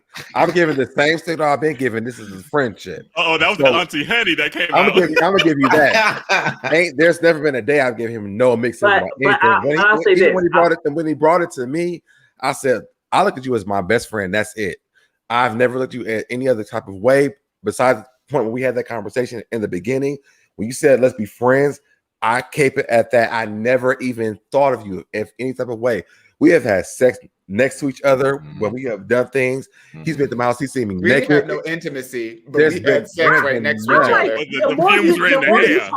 The more you talk about this relationship, it's just like I don't understand. But it's never been between me and him. It's never been like a intimacy. Like, oh, his dick gets hard. It's been like white girls. Like, oh, your dick look good. Your ass is fat. Shit like that. It's never been nothing. What? Love her there. She Dr. Rainier, how they feel. Dr. Rainier is here, and she has a comment. She says, once a person tells you how they feel, you become responsible to clear up any mixed signals. And but honestly, for me, I felt like I did that. I said, I look at you as my best friend, and that's it. I did that. Your words are not matching your actions. Yeah. The challenge is how? Based upon what you told us, can everyone else agree? Just a show of hands. Are his actions I'm staying out of grown folks' business. Matching his words. But why are you saying that though? What, did we need to play it back? All I said was I'll say this. So debonair, I'll say this. There's another conversation that needs to be had. You clearly did not end. You did not. There was no closure in the original conversation with him confessing that the way he felt. And I think that if he was just at your house the other night, that would have been a prime opportunity for you guys to have a conversation, to further the conversation, to understand where you guys are. But I feel like I treat him like I've been treating him since I've known him the same way. Even still, this is different. Give me 1 second. Give me 1 second. Before you say that. No, let me finish before you say what you want to say. Let me finish what I'm gonna say before you say what you want to say. I treat it the same way because that's how we've always been. To me, I feel like if I start doing all this extra shit, it makes me feel like I'm interested. And to me, I'm really not. It's my best friend. If he needs somewhere to stay, I'm gonna let him stay at my house. For any of my friends, I'm gonna do that. That's not just for him. All my friends know if your man kick you out, you have somewhere else to stay at. They gonna probably sleep in my room because I don't mind that. I'm not about to be hunching on you and calling on you and shit like that. That's not me. That's just what I do. So it's not something that is intimate to me. Now we turn around, start face to face and kissing and hunching and stuff like that. I would understand that part. But this is like normal stuff that we normally do as friends. But I think that's where that line comes into point. Like, it's not necessarily about you, what you're doing, boo. I think it's his actions. You know, like if you're drawing that line and you're saying, I see you as my best friend, but he's giving you more. I think you have to call a spade as what a spade, you know, and he's not a best friend. He's giving you more. And I think you have to accept that versus trying to maneuver yourself around what he is or isn't doing. Okay. Does that make sense? Because I understand what you're saying, because you're like, I'm giving the same energy. I haven't changed on my end. Right. And that very well, that could be absolutely true.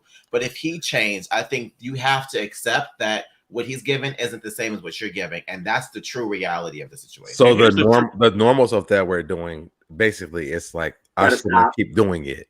The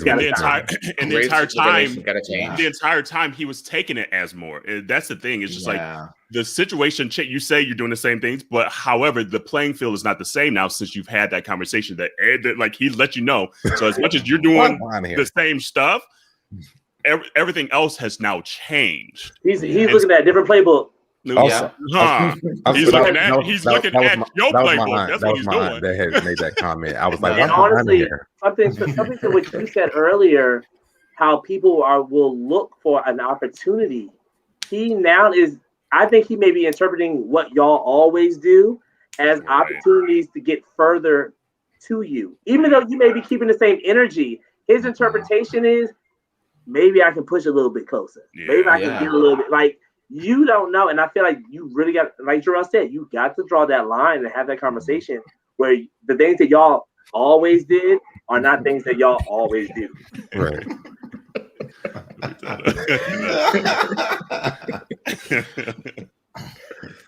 No. I didn't know she was in here, but hey, Buffy, that's mine. I just know. She just told you. You don't listen. Right. She says, "Stop telling everybody." I don't care what she said. She knows that. So I think sometimes you have to. I understand what you guys are saying. I guess for me, it's just like I don't really change up when it comes to my friendships with people. Mm-hmm. Now, if there comes to a point where I have to like do that, like again. I would love to have the conversation, but I just feel like we haven't really kind of changed in that space because sexually nothing is really happening.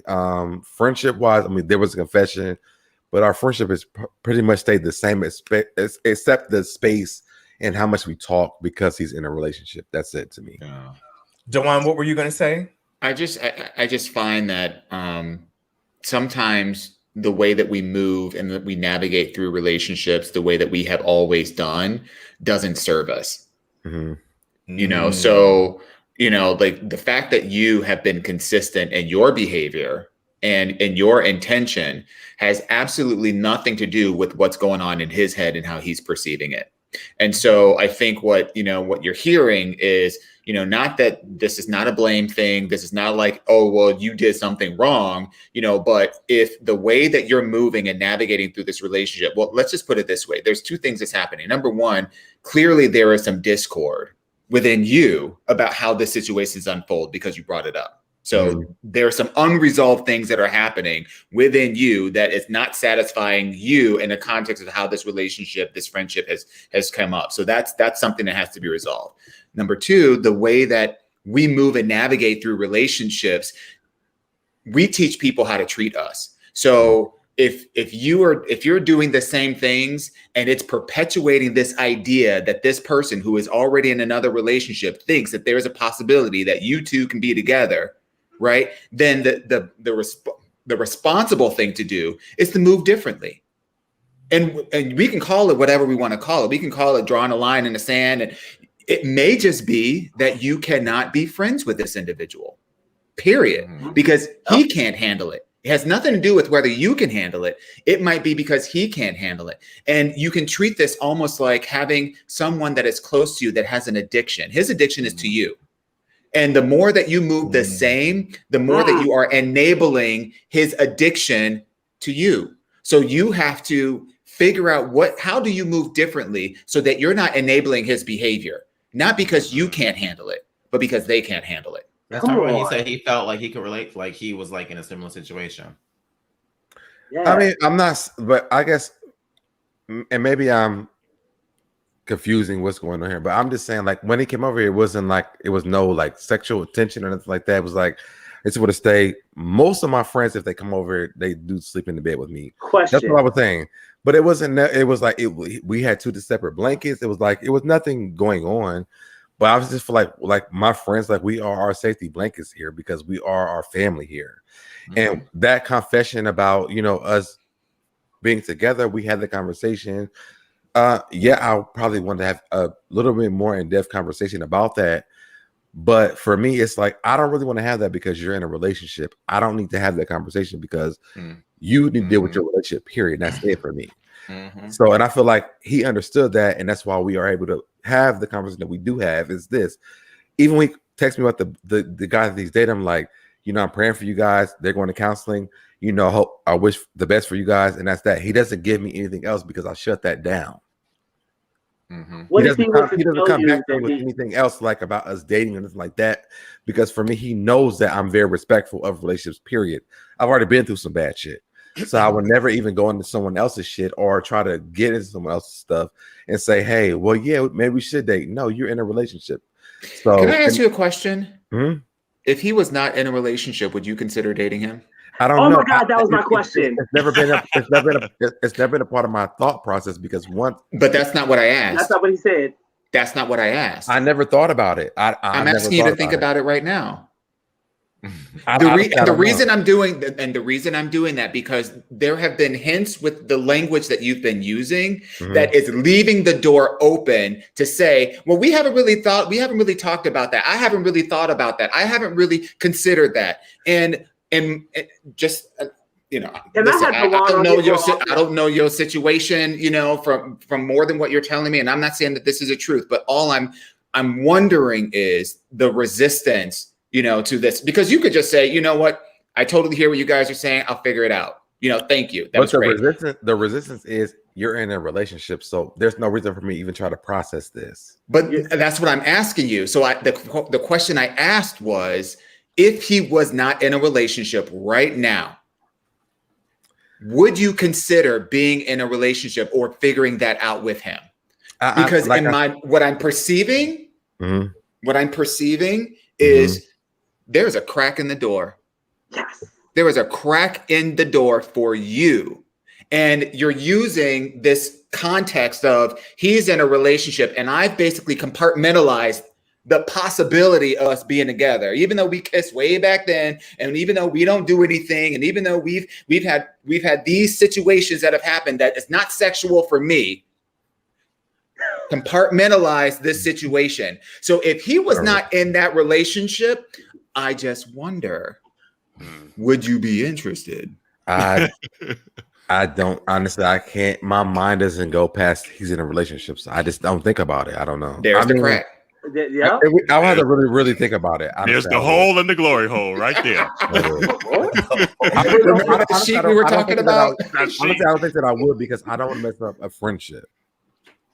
I think it's already messed up. But Well, we're not, but again, this is not. We're not really. I mean, it probably is, but still, I know that there's something going on. Like he has, I can help him or whatever. But I don't know. You asked me too many questions. And I think you just. I'm with you. I just think you need to redefine your friendships. So I don't really want to think about this stuff again. Like I told you, I don't think about it. I don't That's care. what it is. He's in a relationship. I should not even have to think about this shit. I don't want to think about it. But him being in a relationship doesn't mean you doesn't determine your friendship. You two. I think that's bad to be doing that because that's somebody else's man. I don't want to do that. No. I didn't mean like relationship as being together. I meant friendship. Like you two can determine your friendship whether or not he's in a relationship. That doesn't have to happen. Our friendship is this. You know, if you need me, I'm here. If not, go on about your business. I'm good. That's it. It's disconnected for me. I feel that. Yeah.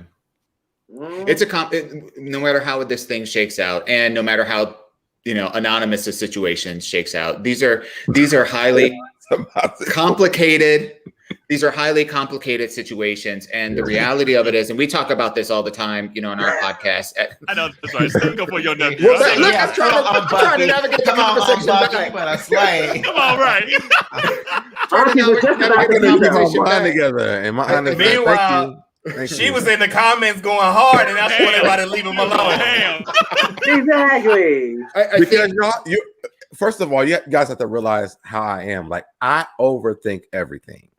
So for me, like what you guys are asking me, like my brain is in overload right now. It's like, what's going on? Like I'm in overload. Honestly, this is why I keep it very simple for me. We had a conversation. To me, it cannot work. You're in a relationship. It's done. I don't need to look at it. I don't need to think about it. I'm up. This is not for me. You're in a relationship. I cannot. This is not my thing. If you guys get out of this relationship and then we have this conversation again, let's talk about it. But I don't even know if at that point that we would have this conversation where we're trying to date. Yeah. Because first of all, I really don't want to date as my best friend.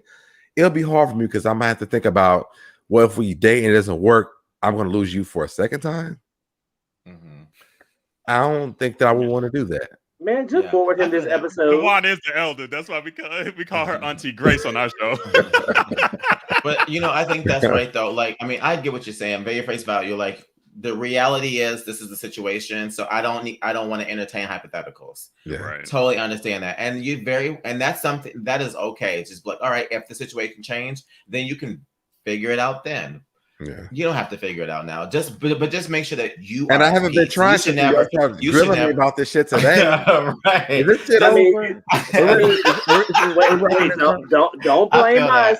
Don't blame us because it was weighing heavy on your heart and you want to share your testimony. It wasn't laying heavy on my heart. I know. It's trying to give from the letter. That was all I was doing. I don't know because your testimony lasted 25 minutes. I was giving an alternate situation from the letter that was happening, saying that this could be a different type of situation. Absolutely. It turned into a whole grilling session about me and my best friend. Come on, Ayala. Dewan only asked you one question. It wasn't not on my watch. He barely sauteed it and call a thing a thing. Look, we can quote Ayala quotes all night long. Come on, Ayala. But here's the thing. And not to like shift it, back to you. I think at the end of the day, relationships, no matter how they manifest themselves, are complicated. Absolutely. And I think the thing that we talk about all the time, I know you guys talk about, is communication is the key. Right. The minute that we start avoiding, slipping, sliding, dodging and dodging, the conversation that actually needs to happen, it creates so much unrest and so much collateral. Oh, come on, Missy. I love Joel. That's that little Kim. But you know what I mean? The minute in the context of relationships and friendships that we start avoiding the conversation that needs to be had so that we can have clarity and move forward. Even if that means moving forward means we're moving apart, because I think at the end of the day, that's what a lot of our avoidance is we're avoiding the things that we don't want to have happen, which is I'm losing whatever this thing is, whatever value I was getting out of that thing, you know, but the reality of it is mature relationships means that you have the conversation no matter the cost, because in lieu of having that conversation, you have so much breakdown that happens emotionally and spiritually and just chaos within your life that goes so unresolved that makes you untenable for someone else. It makes you untenable for your relationships. It makes you untenable for the things that you already have in your life. So it starts to poison those things. So this is not directed at you at all, but it's just the reality. And I think there's, at least in my experience, I don't always have, most of the time, I don't know what to say. Sometimes I say, I just don't know what to say, but I'm just going to say this and whatever this is. And it might not be it might not be the most eloquent, it might not be the correct word, it might not be, but it starts the conversation and we can get to that place of clarity so that we can move forward. I know. And I think at this, Cash App, get let everything. me get my coin. Right. Right. Venmo, you can Venmo us at Right. you get the benediction. Is it it's first Sunday? tough. Is it communion Sunday? But this is tough because in Black relationships, specifically in our community, we don't see resolution. You're right. We don't. A lot of us don't grow up with two parents within the same household, and even when we do, we see dysfunction and we seek that out. I do that. You know, so it's not like, you know, like he's talking from a space of he just doesn't know my life. Like we've all have grown up with, you know, with varying degrees of examples of, you know, solid relationships and effective communication, which is why I know in our podcast, we get DMs all the time from people about how do I have this conversation with somebody? And We don't like, have the practice. We don't help me. So, you know, sometimes it's not about having the right words to say, but it's having the courage to say something. And damn the cost, right? There you go. That's it right there. Yeah. And that's when Mary had a little lamb. Okay. To anonymous and to so debonair. If you want to share a letter with us, go to aothpodcast.com and write in. Now. I'm gonna say, I can't stand you, Dwayne. I can't stand you. I know that's right. But no. In all honesty, I think both perspectives of anonymous and both perspectives of So Debonair's real-time situation are valid to the letter. And I think that if you guys have a letter or something that you want to discuss, you can go to aothpodcast.com and drop us a note and let us know, and we'll discuss it here on the podcast. I think, wait a minute. K Philly says he's ready to go live. Love, listen. Come on now. Listen, I decided I was going to, and I can change my thought, but I wanted to give the aunties, you know, the platform for today and let them share their thoughts as they have. And we'll have you come on next week. Because what we usually do is we'll give the link out and let people pop in and share their thoughts. And it can get a little bit crazy. We only got are we talking stacks? We'll be talking. Yeah, we only got one person that want to come on. So I mean, if you want to, okay, all right. Only one. You might be scared to come on here. So they do. If you want to come on, let them come on here, please. All right. Listen. So Debonair wants to. We'll make it happen. Come on, K Philly with just the K, no picture in the thing. Who we talking to? I was looking too. Oh, so he showed up ready to come on. He was ready to come on tonight. He got on his Sunday best. Okay. I'm ready. All right, see. K Philly. Right. I'm gonna put these. Now don't get on here looking a mess.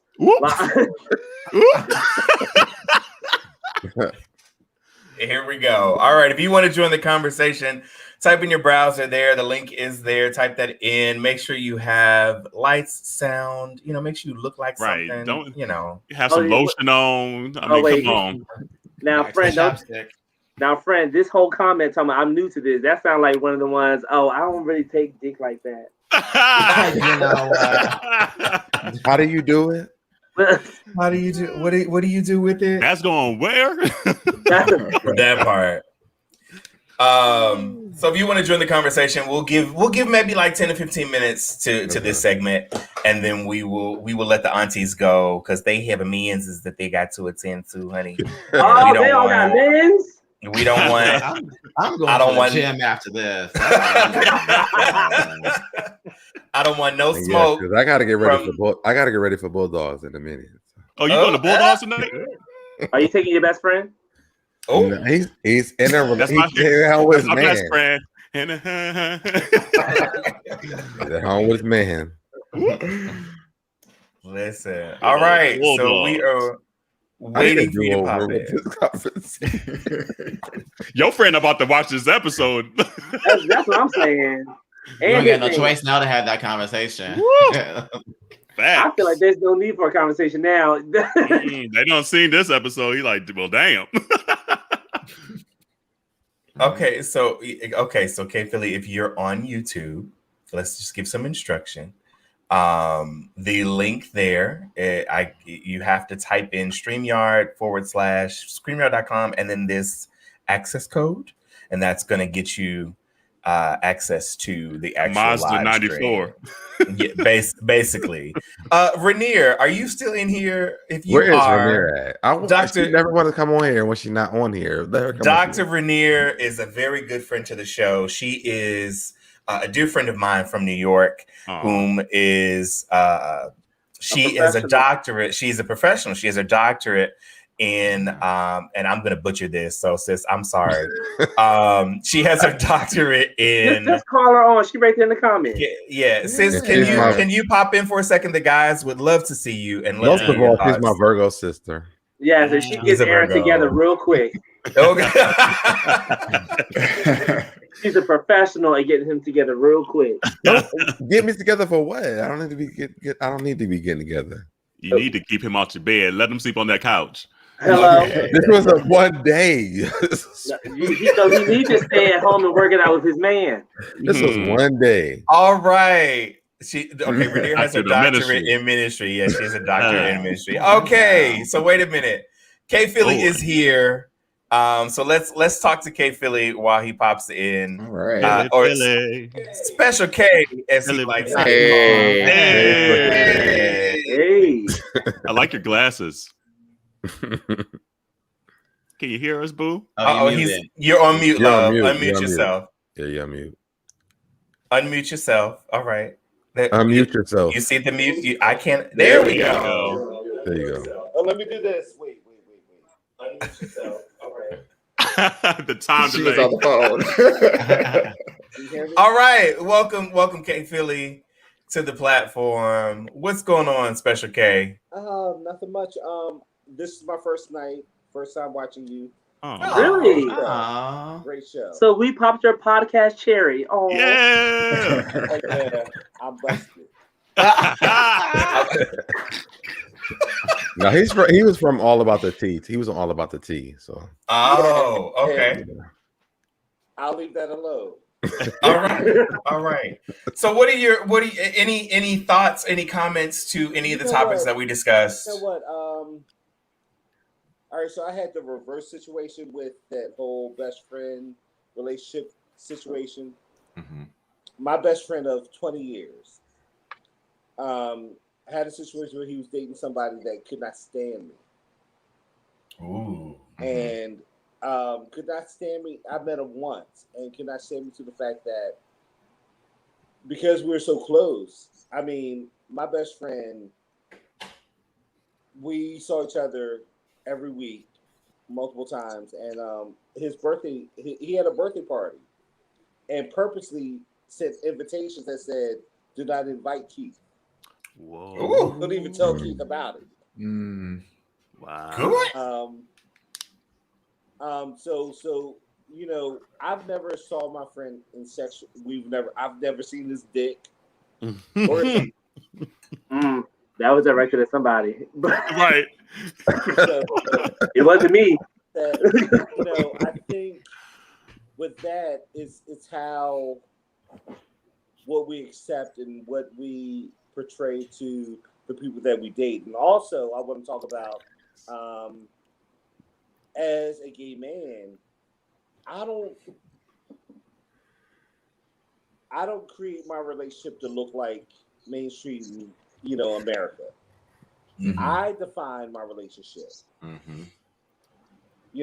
Whether it's going to be polyamorous, whether it's going to be inclusive or open, I define that because I'm going to get what I'm going to get out of what I want to get out of my relationship.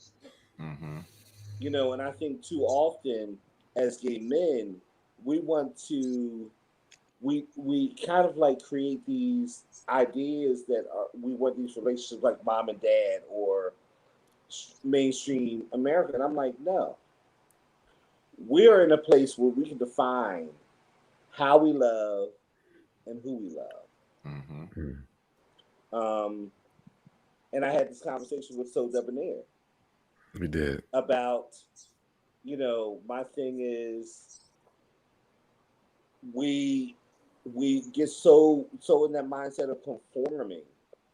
You either have a top or bottom. You have to have this. I'm like, really, it doesn't matter to me. What matters is my connection with you. Mm-hmm. All the extra shit, we figure it out. But how often do you connect with somebody that sees you, supports you, loves you, no matter what? I think I know I can please. I may not be able to do everything you might want, but I can figure it out. And if I can't figure it out, we'll talk about it, and we will figure it out. Yeah. Mm-hmm. And Google's free. Pornhub is free. That part. We limit ourselves. We limit ourselves on how we create these ideals in our heads, and then I'll talk another point. I used to be a lot bigger. I had this guy in my life that I've known for probably 15 years. Even though we connected, I was never the one he chose to be in a relationship with. He got into relationships with other people. They didn't work out, but I was the one that he called to help him move or help him do this. You never chose me. I don't know why you never chose me. For me, you never chose me because I didn't look like what you wanted. Even though you might have known, oh, this is a nice guy, but you never chose me. And I've had recently had this conversation with him. He was like, oh, damn. I never realized you loved me. I was like, bitch, I've been around for 15 years. I help you move. That's love enough. That is love. Yeah, he can move. I sell everything. When I move, I don't move. I sell everything and start new. I've helped him move 3 times, and I'm like, was that a stunt though? Was that a Loki stunt? I ran through my mind. You got a stunt on us. No, but it's like I think, my thing has always been, and what you were talking about earlier about when people see you and they don't see you at, maybe you might be at the level. I know that I don't need to be in the forefront. I'm like low key. I've gotten used to being. I'm not that rah guy at the club. You're not going to notice me unless you want to notice me. But when you notice me, you realize that, hey, damn, this is a nice guy. I meet guys. It's like, all right, so I don't have all this money, whatever, but my thing was education, and so I have degrees. I give you degrees, and I'm fine. All I want to live is comfortable. I don't need to be extravagant, and that's nothing that impresses me. And I think sometimes guys get torn. It's like they want you to be on their level, but they don't realize that you don't have to be on their level to love them. you know, my thing is you want somebody that, you know, I think the long haul, shit, 40, 50 years ago, shit, you want somebody that's going to take care of you, be there when you can't fucking walk, can't be there when you can't fucking feed yourself. That's the type of person you want in your life. Mm-hmm. Absolutely. Absolutely. I think you make some valid points to the conversations that we've had. And I think we definitely listen that you're young, period. Everyone likes their meat seasoned. Listen, and look at that smile. Like that. Right. Lighting up the screen. That part. And he got locks. I know that's right. Yeah. That part. Because baby, she don't grow no more, honey. She okay. So listen, but Special K, we appreciate you coming on and sharing your thoughts. Please make sure that you like, share, and subscribe our material, the Minorities Report material, and just stay tuned. We're here every Thursday, 8 o'clock. And I'm single. And he's single. Wait, stop. Let's wait. Special on here and flex through this whole entire speech. He done flexed about moving. He done flexed about losing weight. He done flexed about just moving at the drop of a dime. And long locks and everything. Degrees. I got you. Then he's gonna let the hair out, let you know he got a little growth. He got some inches on here. And they're gonna do a mic drop of I'm single too. I know that's right. You better do that. You better promote yourself. I love it, because if you can't do it, somebody, nobody else will. So Special K, thank you for popping in. We're gonna we got somebody else in the queue. Ooh, and he's sipping some wine. Okay. Listen, all right. Well, make sure you keep up with us. We'll keep up with you, my friend. Take care of yourself. All right. Dr. Rainier is here, and we're going to pop her in. Hey, sis. Hey. Give it to me. Give it to me straight. Oh man! You better reread her comments in the comment section. Yeah, her comments was popping. First, hi aunties, Hey. and then hi family. Hey, sis. Oh, you're such a Virgo, so debonair. I know. All I want to say is a no is a no. Right. Whether he is free or in a relationship, a no is a no. I think many times we wait to see what someone else's situation is before we'll be able to answer it. Mm-hmm. Like if they do this, then I'm going to do this. Mm-hmm. If they're in a relationship, then I don't have to answer that question because they're in a relationship. But deep down inside whether they would have a chance with you, whether you're in a relationship with them or not, whether they're in a relationship or not.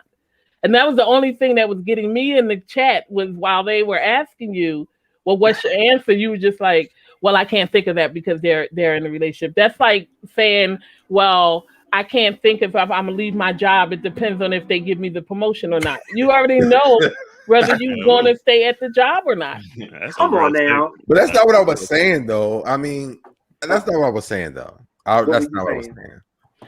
I was just saying it's never been a thought process for me, period. Like I never thought about this stuff. That's all I was saying. Honestly, this conversation today is bringing this up for me again because I'm like, I was trying to bring a different perspective and now it's brought back to me, but it's never been my thought process. We had a conversation. It was over for me. It was that was it. Right. We've had this conversation. It was a no. That was what it was. But now they're asking me. I'm like, well, I mean, I don't know. I never thought about it. I don't know. I mean, the bottom line is nobody wants their friendships to change. I mean, right. I had a situation recently where a very good friend of mine said something like, I am feeling towards you a way I've never felt towards you. And I was just like, okay, so are we going to make this weird? Because I noticed that all of a sudden we couldn't talk about certain intimate things and things that they had always been my brother. I was their brother. You know what I'm saying? And then all of a sudden it was like, oh, I don't want to talk about that. Oh, I want to hear about you having sex, or I don't want to hear. And I was like, wait a minute. So one day I just flat out said, I said, are you attracted to me? Yeah. And they said, I don't want to mess up our friendship. I said, we've been friends too long to mess up the friendship. Right. I want to be able to dialogue in a way that feels comfortable for you, because every time you shut me down, it makes me feel away. Right. And they said, yeah, I am attracted to you. Is that wrong? I said, you're a human being. We have attractions. It's what we do with those attractions that make the difference. Now, if you know that you have no intention on stepping outside of that, then be attracted to me. Hell, you're fine too. But I'm not in that space with you. Right. So I hear the deepness of it is when it's your best friend, right? That shows up differently than someone you happen to know. And the worst thing in the world is to feel that you have to change all of that. My thing was we had that conversation. To me, I already said, I don't look at you like that. You're my best friend. Period. We've had this conversation already. So I left it there. I think when they were asking me today, I was just like, well, what I was thinking about, I'm like, well, I mean, because we're on the podcast, let me really think about this really quick. What would I think? I don't really know. But when we had that conversation, I said, no, you're my best friend. I don't want to. I dated my best friend before. Actually, she was a female, and we dated. It turned out horrible. So my philosophy was, I never want to date my best friend again because I don't want to lose my friends like that. But asking me this today, it was kind of different because it was like, thinking about it. What if the situation was changed around? I don't know. But when we had that personal conversation, I was like, you're my friend. No, that's what it was. My friends that are around, they know that I'm like, I'm not doing that. I hear that. But what I will say, and I'll leave this part here because you mentioned something about still wanting to have the same behavior. Mm-hmm. Now, getting up and making breakfast and all that other stuff. Fine. I came in.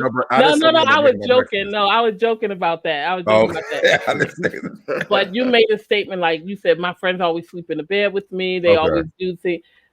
That's a gray area because now that this individual has said that they feel something additional towards you, you might have to change how you sleep in the bed with them. Like you may have to be like, head to foot. I don't know. Like whatever you do, like this. But it was no separate. Like I have my own blanket. He had his own blanket. Like it was no there was no cuddling. It was like we slept in the bed together. It was no intimacy in that. Okay. All right. Because sometimes we get a little close. There was definitely a space between us. It was nothing inappropriate. He's in a relationship. I don't disrespect nobody's relationship. Period. I hear that. One thing I'm gonna say about me, because I've been through that shit, I would never do that. So even if it is my best friend, you can't get in my bed and there's a space for disrespect to your relationship. As a Virgo, it means a lot because I don't want that to come back to me. That's right. So I'm always going to be respectful to anybody who comes into my room. It's my friend, my best friend, my family member. When you come into my room, it is a personal space. You have your own space. I have my own space. We never touched each other. We didn't look at each other the same way. You look at the wall, then at the other wall. Period. That's what it was. Got it. Oh, easy. What? You got that hand up. Okay. Is it going to be as easy as on here? So Renier, I'm gonna redirect this from Aaron, and I'm moving right on down to you. If I am in a relationship and I happen to see this podcast, and I happen to hear that the guy that I'm in a relationship with does have feelings for his best friend, and they have now shared a bed, even hearing this thing that Aaron has said. How does that resonate? Because like my man, who now I hear has feelings for his best friend, now have shared a bed and have had this conversation. What is that like? For me, like, how do you am I the only one seeing that? Can I answer this for you? Come with it. Check his text messages. Because my text, when he called me, my text message was, well, where is your boyfriend? How does he feel about you being over here tonight? And also, when he left here, how's this going to work out? I sent out prayer, I sent out love and positive vibes because they were going to counseling the next day. I support that relationship, even though we're not in a good space with that. I'm not in a good space with his boyfriend. I want my best friend to have the best relationship they can have. I love that relationship for him. Even if I think it's the best thing for in my own eyes, that's what my best friend wants. So I'm his biggest cheerleader. So whatever he wants, I'm cheerleading the fuck out of that right now. That's my only thing. I would never get involved in anybody else's relationship because I've been through my own shit that people didn't like. Do you ever feel like your relationship now is too close? What? Do you feel like your position has ever been too close, or? No, we don't see each other. We don't even see each other a lot. Uh-huh. I took a step back when they got into a relationship and said, "Hey, have your relationship." I rarely see him. All right. Now, when y'all having issues, you have a place to stay, but that's it. But I can guarantee you, there's never been anything you can't even think that this happened. And I've talked to him prior to this. For me, I cover all my ground, so there's no way you can come to me and say, "Oh, well, I thought or I think or nothing else," because I can tell you right now, this man that he's dating right now, I've already talked to him prior to us having our split in our friendship. Because I let this shit go so he can have his relationship. That's how good of a friend that I am. Don't choose me. Choose your relationship. Your happiness is bigger than me and your friendship for me. If y'all decide that this is not what's going on, I'm going to be here as your friend. But if you want to be happy with your man, I'm going to celebrate that if that means me and you are not as close as that we have been before. I don't mind that. I've already had my marriage. I've had my relationship. I've experienced what I wanted to experience when it comes to that. I would never take that from anybody else. That's real. All right. All right. Is that on that, gentlemen? That's that on that. That's that on that for me. I'm gonna shut my fat ass up.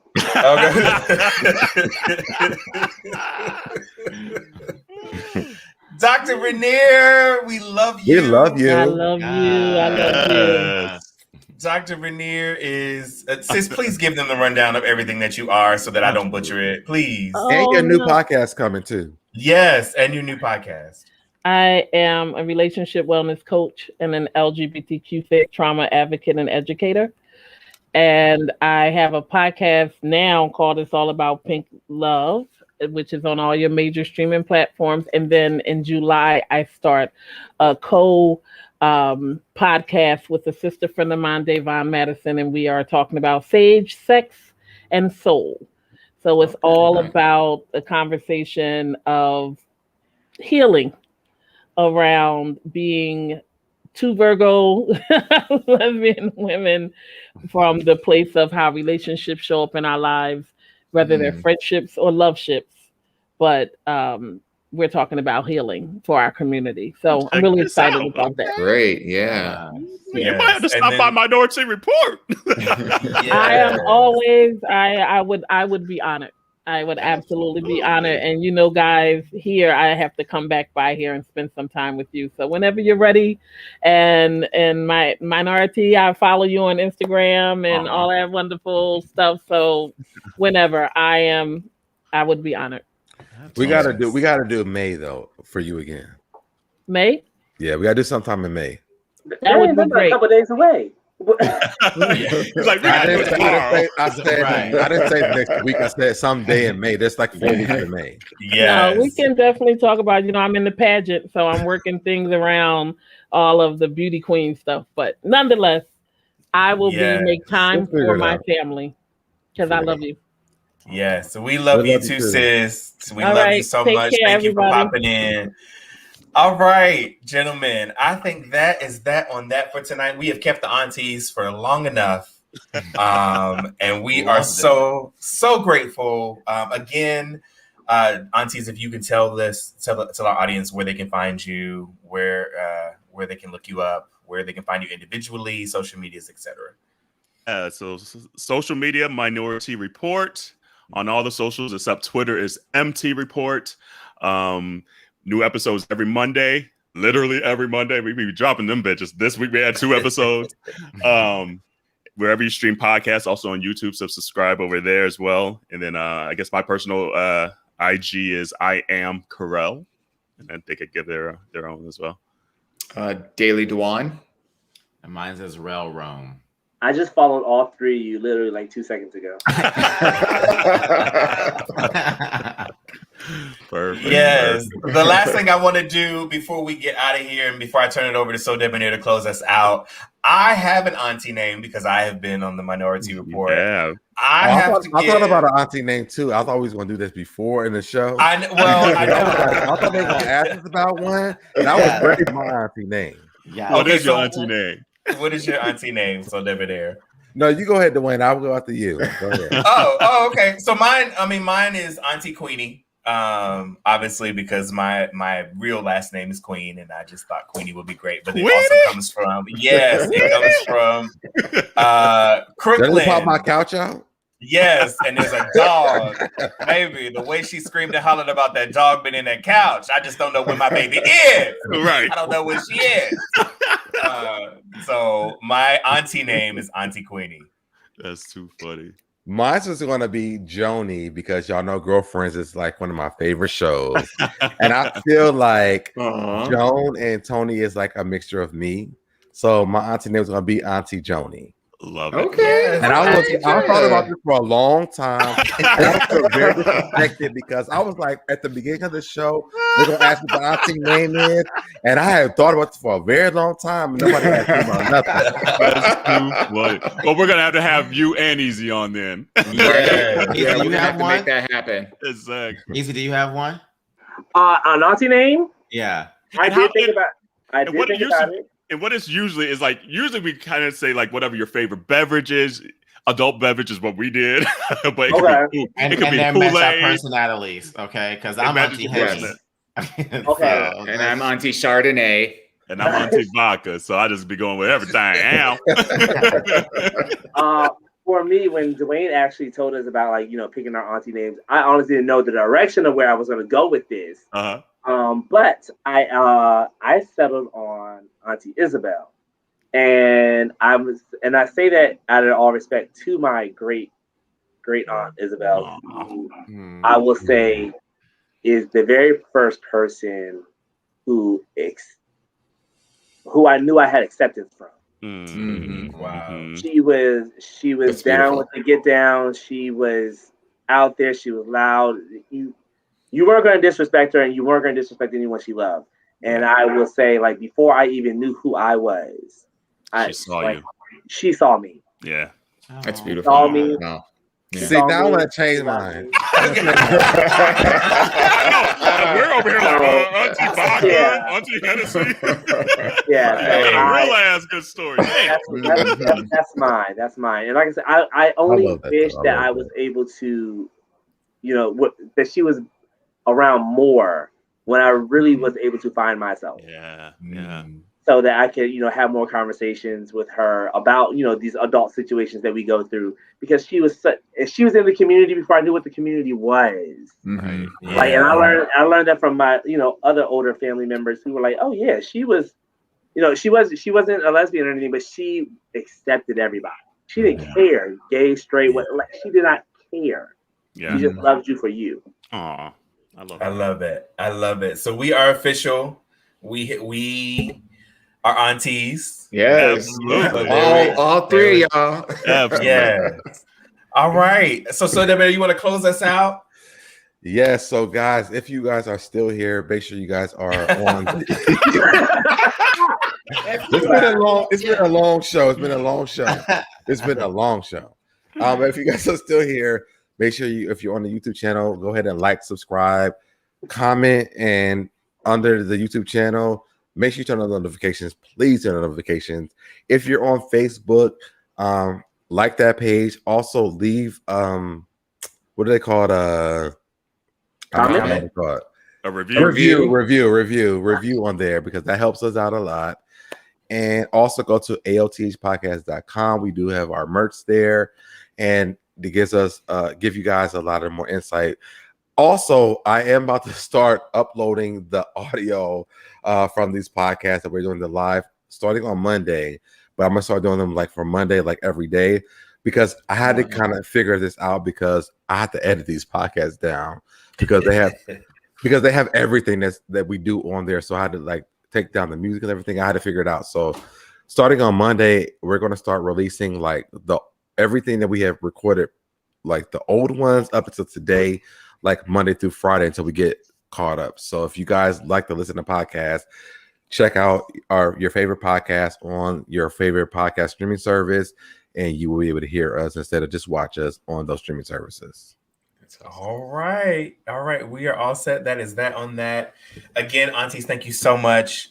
And we will check you guys out same time next week, 8 p.m. Eastern Standard Time for the Affairs of the Heart podcast. Have a safe week. We'll see you next week. Bye. Bye.